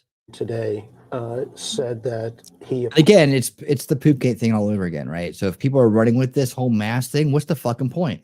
You got to ask yourself, what is the point? Why would they put someone in the most realistic looking mask ever, right? And then Bette Davis goes on a tear, pull up this thing from George Bush era. Yeah, look, she's wearing a mask the whole time. Yeah, but you don't see shadows. You don't see anything that's in context with what the frick you're talking about. Oh, this is people frustrated. It's frustrating when people we need to be on the money and be right and be better than the mainstream media aren't.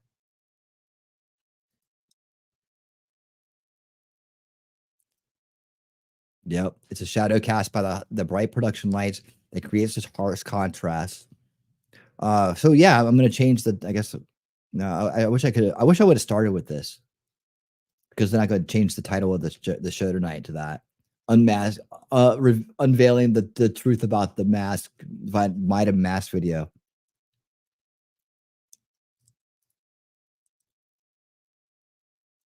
What link did you pass? Do what? What did you do? This? What is it? Wow, how did you find the same video? I mean, the same outfit. That's pretty damn amazing. This one I can scroll it on.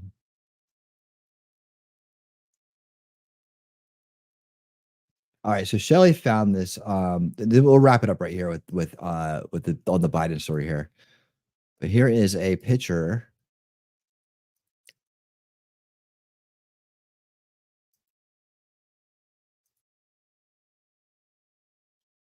Yeah, here we go. Oh, he wore the same thing when he won the election. Oh, gross. All right, so here we go. So you see the shadow more naturally from the high collar. Yeah, it's like a zip up sweater he's wearing. Kind of the same thing. You still got the line there. All right, guys, this is why you come here, man. This is why we hang out, because I can do stuff like that. Because I bother to do it. I mean, I bother to do it. Instead of going, I'm going to repost it as fast as possible, get a bunch of likes and links, a bunch of people, mislead a bunch of people, because that's the right way to get a following. Nope. Not in my opinion. I mean, maybe that is the way to get a following, but that's not the way I want one. I'd rather go out of business than play that game. Which I might. You never know. All right. Oh yeah. Grim sent me something funny too, so we have to add this to the funny video collection. I'm guessing this turns out funny, right? Unboxing with the expert. It's probably going to copyright me. Oh, wait, it's on Grim's channel. Grim, don't copyright me on this, man. This better not be a setup. I appreciate you being here with us tonight, Grim, for the whole show. It's really nice. It's really great to see you. Grim's a great friend, by the way, guys. He's been a great friend for a long time. You've been fooled by big lighting. The Edisons have you conned. Big lighting is in on it. It's a fleece. It's a fleece zip jumper. Did I say that right? Let's see. Oreo. Maybe they removed the single close-up shots. If you got to do it to make it work. All right, here we go. I hope this turns out good. Oh, yeah. Hang on, look at this. Let's see what this does. All right. Let's see here. Let's see if you guys can see. So, I can't be just normal, right? I got to be the expert. That chainsaw? Let's see here. If I hit, watch this.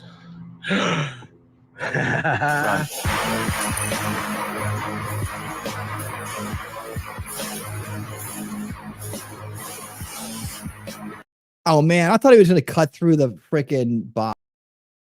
I thought he was going to cut through the box. I thought he was going to turn it on by accident and then just saw right through his table. That would have been funny.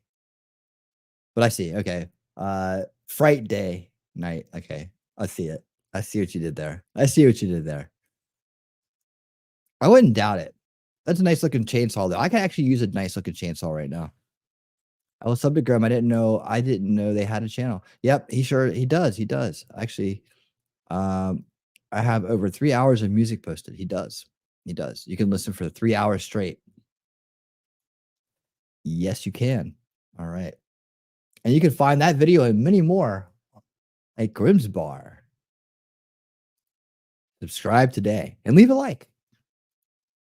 All right. Where is my funny videos? Oh, and Outpost, thanks for finding that video. So a 4-year-old video, the new media is out there talking about a 4-year-old video. What is it? What Shelly always says? I can't. I just can't. No, I can't with that shit. I can't with it. I'm not making fun of her because that's exactly how I feel right now. I just can't. Like, what is it with these people? Look, there's 4. Look, I'm just going to show this one more time.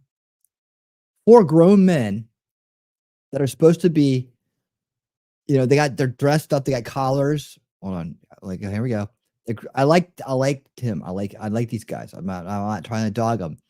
But look at this freaking studio. Right? Look at this freaking studio. They get the big interviews. They get the big spots. They get the, when something happens, they get listened to. Got the sponsors. Right? They all got nice suits and ties and haircuts on and all this stuff, right? Look at this. And these guys, they're supposed to be experts or whatever, can't figure this out. And how long did it take us to do this? What, about 15, 20 minutes, maybe more? Just a group of us right here to figure out, to debunk that video. And he's all the way on to bush masking. How bad does this get? And he isn't sure if it's you or if it's someone else. Those masks were the beginning of a whole new generation of work that we did at the CIA. Once we could make these masks that fit you so well, then we discovered we could make a twin. We could make another you. There could be two of you. This is the chief disguise officer of the CIA. The conspiracy Usually video. one Listen. extra was all we needed. So, watch it. God bless you all, and may God protect our troops. That's only the tip of the iceberg. As longtime CIA lawyer John Rizzo tells it, the relationship between the spy agency and La La Land is quite cozy. In his new book, Company I sent Rob two separate videos on. Okay, but you've just made a false correlation, right? You just committed a fallacy. You've made a false correlation, right? Now, what you're saying about disguises and CIA stuff, yeah, that's like James Bond shit. That's what they do. So when they go to foreign countries, they can do all this stuff. They can green screen. They can do all this stuff. I get it. Yeah, I get it. They play games, right? I thought it said faggy bot. So I want to know, when we click on the chat poster, it gives us two options: report block. Why not offer YouTube channel? Like, oh, go to profile. So you got to be modded for that. I think that's when you're modded, you get that. You get that option. Can someone throw Grim's link is in there if you're trying to find Grim's link. It's right there. And let's see. Yeah. But I mean, come on, guys. I'm not trying to dog them, and particularly it's a peer review. I want new media to do better than this. I want new media to do better than this. It just takes one other person. Just find someone like me, put them on your staff, and say, vet this shit before I go out there and stick my foot in my mouth. And have somebody who knows how to investigate something. I mean, you see what I said? I looked at it. It's like, okay. It was definitely not that. We started ruling things out. I said, well, of course, we need to look at the original video. Looking at the original video, boom, it's all it took. And that's the same thing that happened with Poopgate, last week's topic, about how new media took the L on Poopgate because we didn't watch the full video, but we just let a bunch of the thought leaders, the talking heads, ones with the big channels, right, run out and speak on it, and lead the charge. And all they got to do is turn that shit around in the first veil and be like, see, look.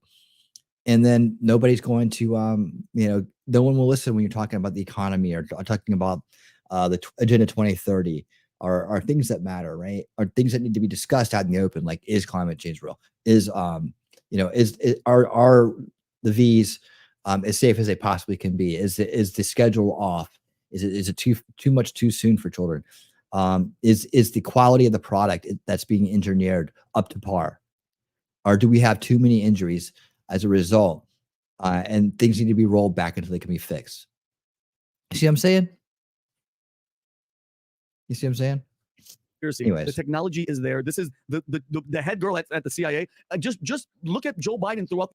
This guy right here with his hands up. Believe me. Right? Nothing to hide. That's what this body language is. It looks like CM Punk, kind of.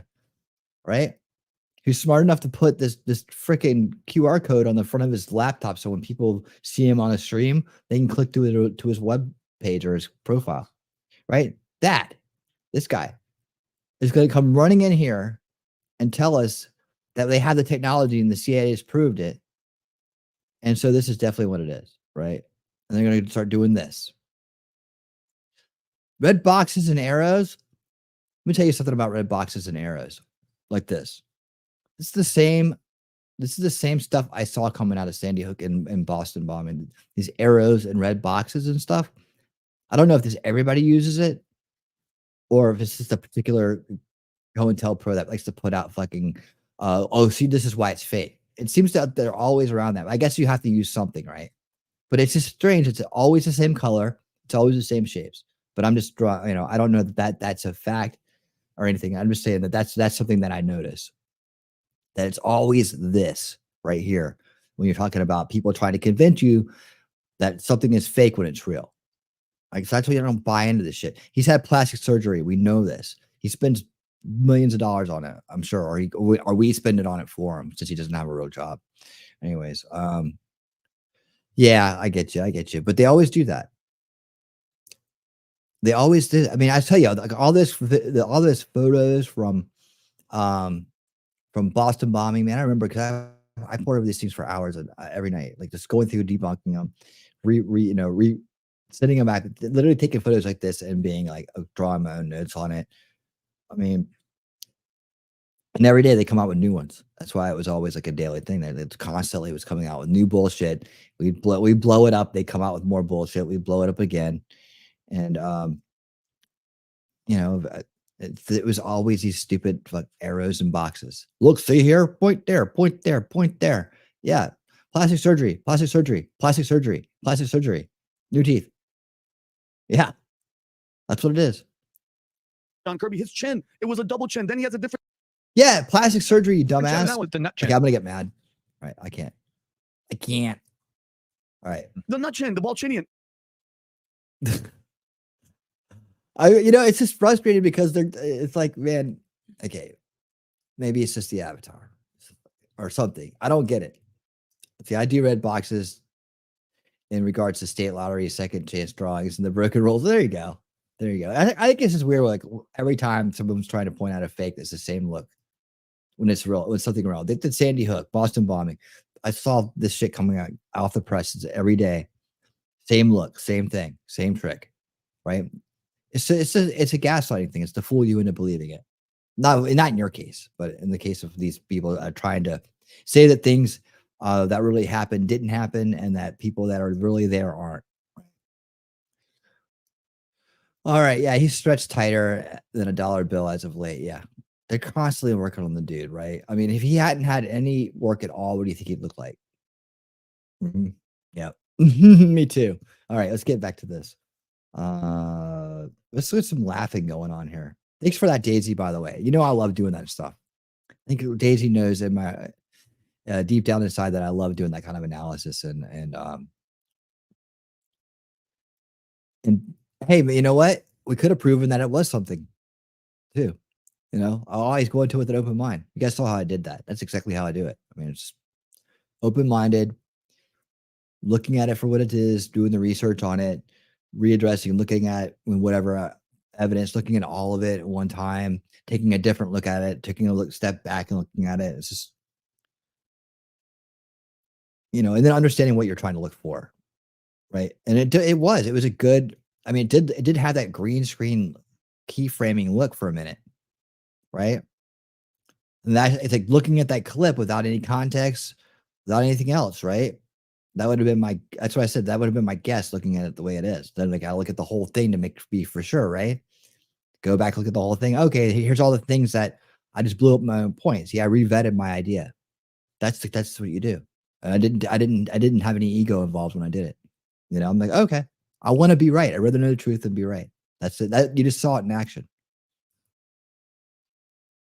Wow, thank you. Thank you, folks. Education matters most. It's not about being right. It's about discussion. Yes, sir.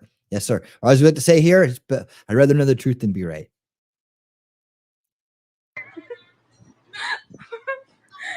Mi novio se trajo el gato para que haga su chamba con la mariposa. I thought the cat was going out the window there. You're gonna help yourself to some treats?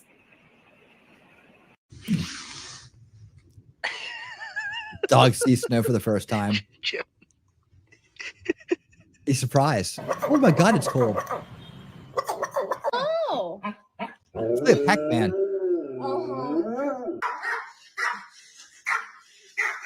Finally, something to bark at. Finally.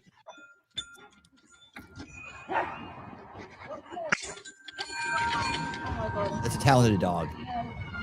It's a talented dog. I'd bring him back every day. What the fuck is wrong with you? Are you talking like today or like in general? Oh no. Oh no, not the music. Stop the music. Mia.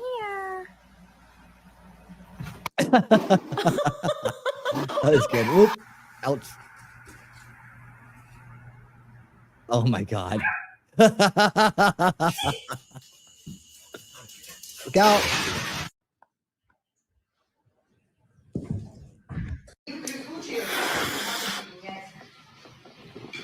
Their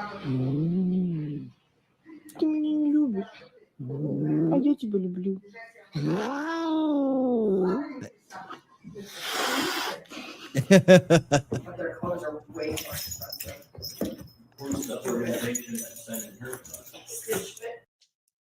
Before you get folded like an omelet, nigga. Oh no, not tape on the paws. Floating in the air. I love you. He had the bow tie on.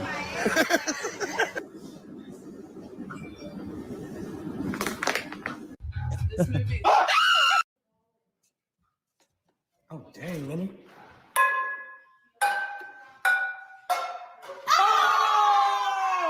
Oh! That was awesome. Oh, look at you, little tiny kitty. Little tiny baby kitty. Ow! Curse your tiny kitty! Mhm.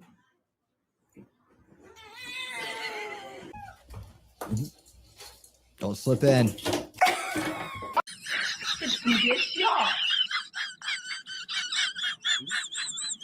He'll flick him off.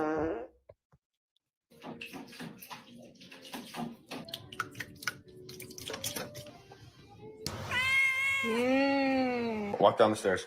No, walk down the stairs. I want to see your walk. Walk. Go down the stairs.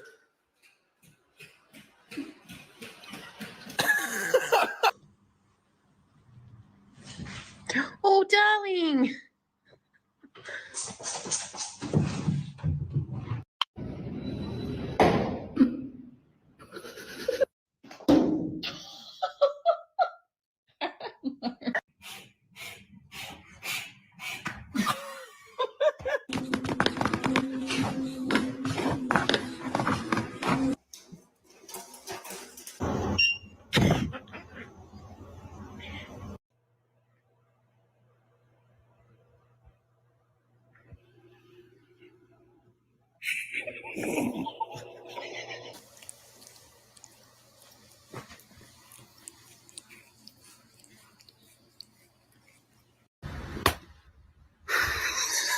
I farted on my cat, and this was her reaction. What?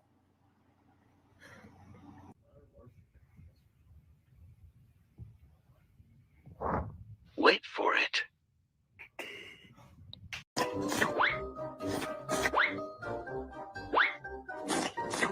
Huh?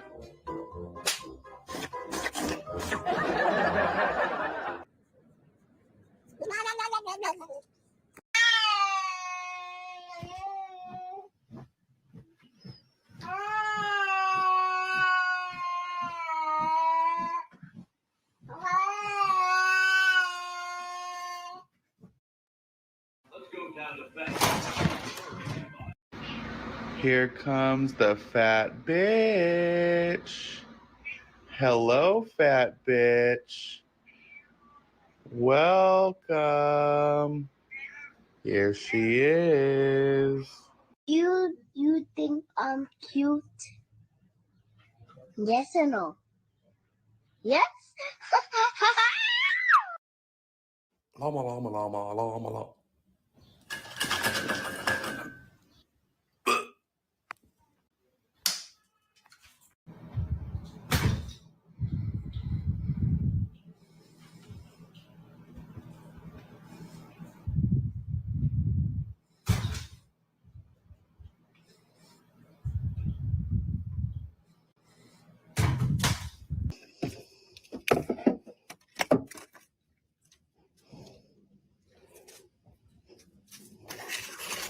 Mm-hmm. Yep, try it now.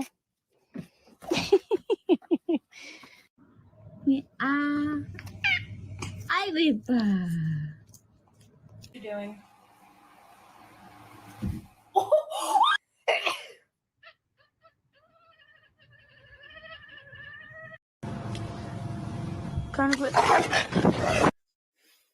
Wingardium Leviosa. Ah!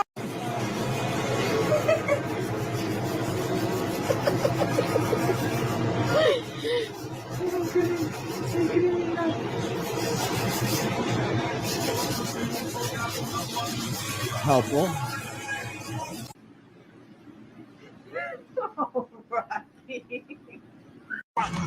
Brother!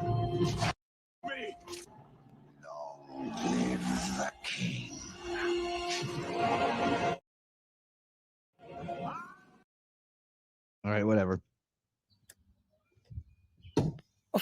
Oh.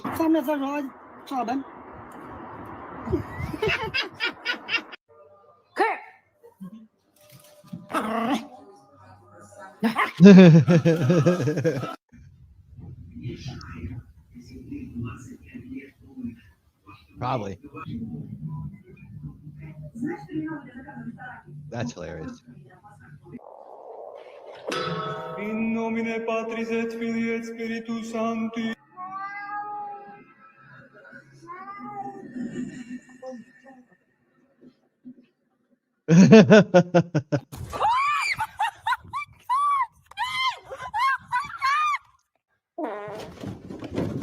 Holy cow, I've got 3 lions.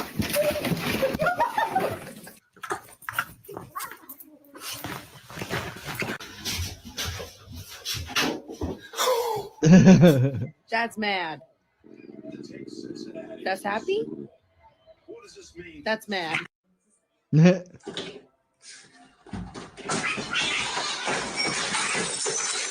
All right. Have fun cleaning that up. Look at this distinguished gentleman. Look at the way he is sitting. Yes, very distinguished. I see. Ah, it reminds me of Cooper. Huele bien feo, mira, huélelo. Mira, huélelo. Fuchsia, huele a pedo. Ay, no, sácate por. Do you like getting baths? Why not? Fine. You are completely fine.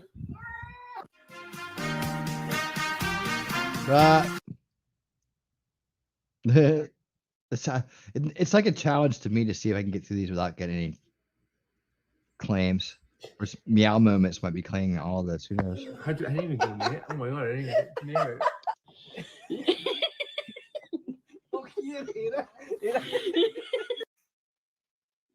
What? You look really sad. No. Are you done? No.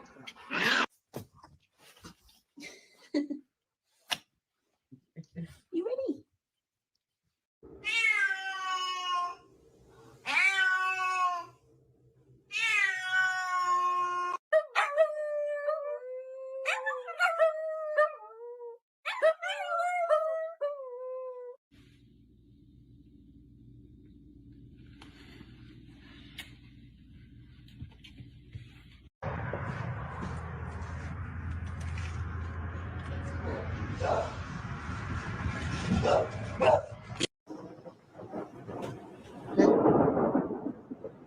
Tell me, what happened?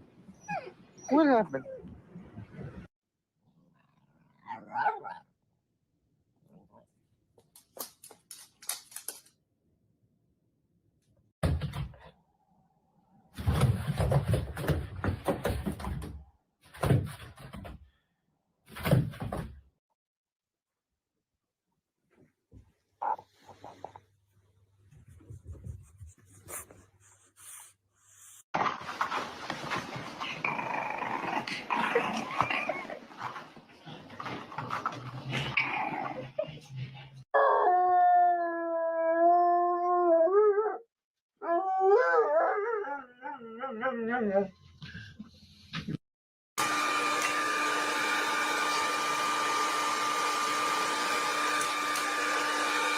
Fight.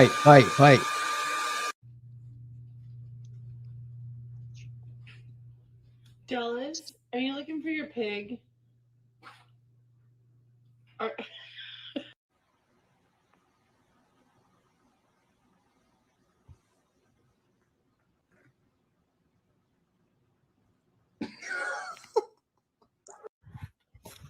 Коротше, взяв нового працівника на роботу. Каже, що через трубу зробить AdBlue. Братан, на кусачки. Що там робить?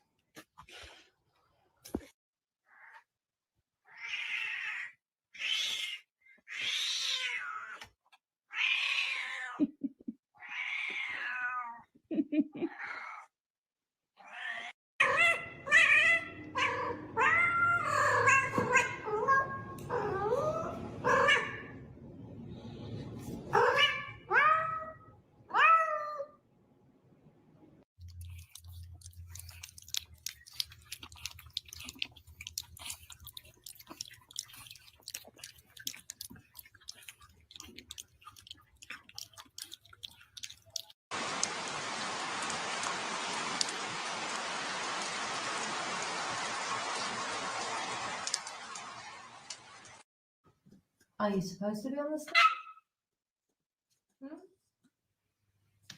You meant to be on these stairs? Are you?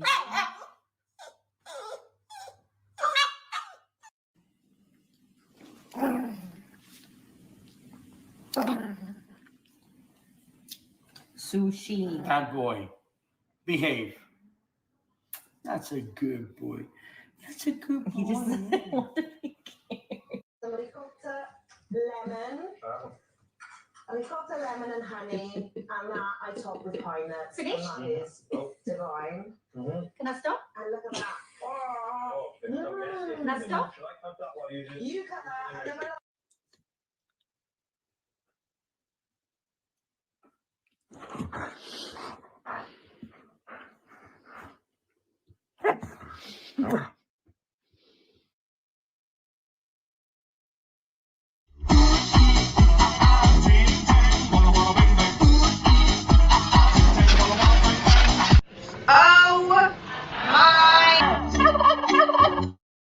Yeah, there's a.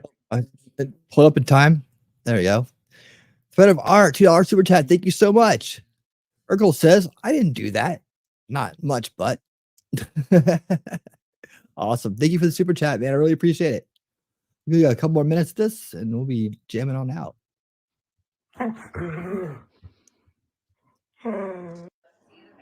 Theodore, where's Chippy? Fifi, where's Chip? The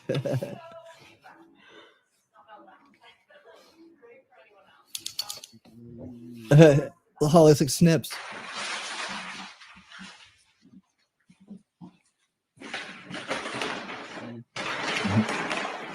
Urkel was awesome.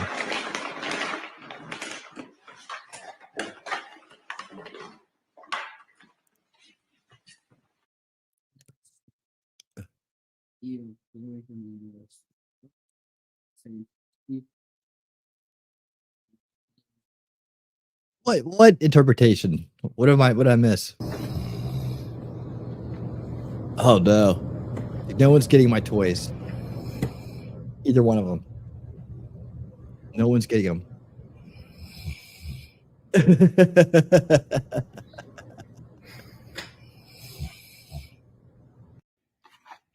I'll give you a bite. They like boxers. One for you. Look how polite they are. And one for you. There we go. Everybody gets a bite. Видишь? Вот кто к кому пристает. Вы еще спрашиваете, да. Говорите, что Юпа его трогает. Юбочка, все. Я зафиксировала все на My камеру. legs are too short. Подадим заявление в собачью полицию. All right. Yeah.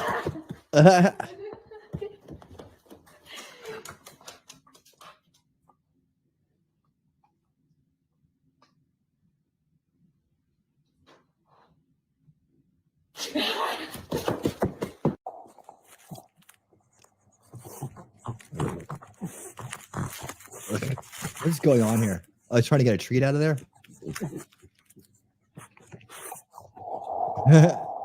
Treat ball. The old treat ball. All right, now it's snack time. Okay. So one snacky for little Eloise. Okay. Wait, we just saw. Snacky here for little Miss Darby Doodle, Golden Doodle. And a little snacky here for Leroy. There you go, Leroy. I know it's not a puppy, Okay, everybody but got you probably snacks. need it. This is like a snack compilation right here.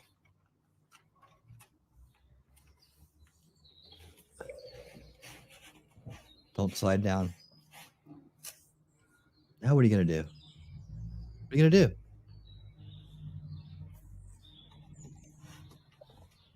Okay, puppy walking up a ramp. Somebody's. I'm like, what are they funny?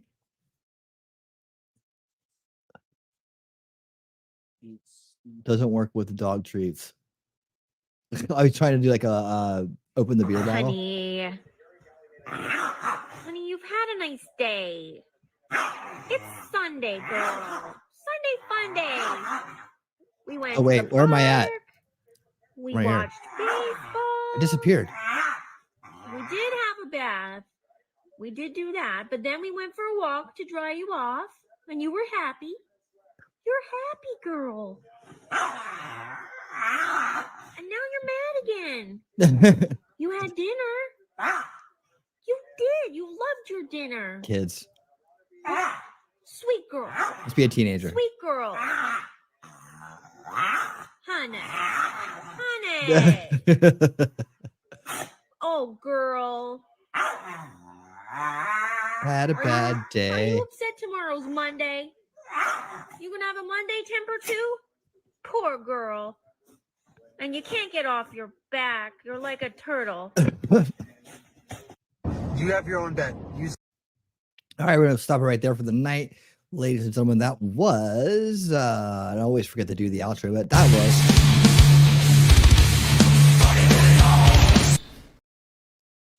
all right. Hope you enjoyed funny videos this evening.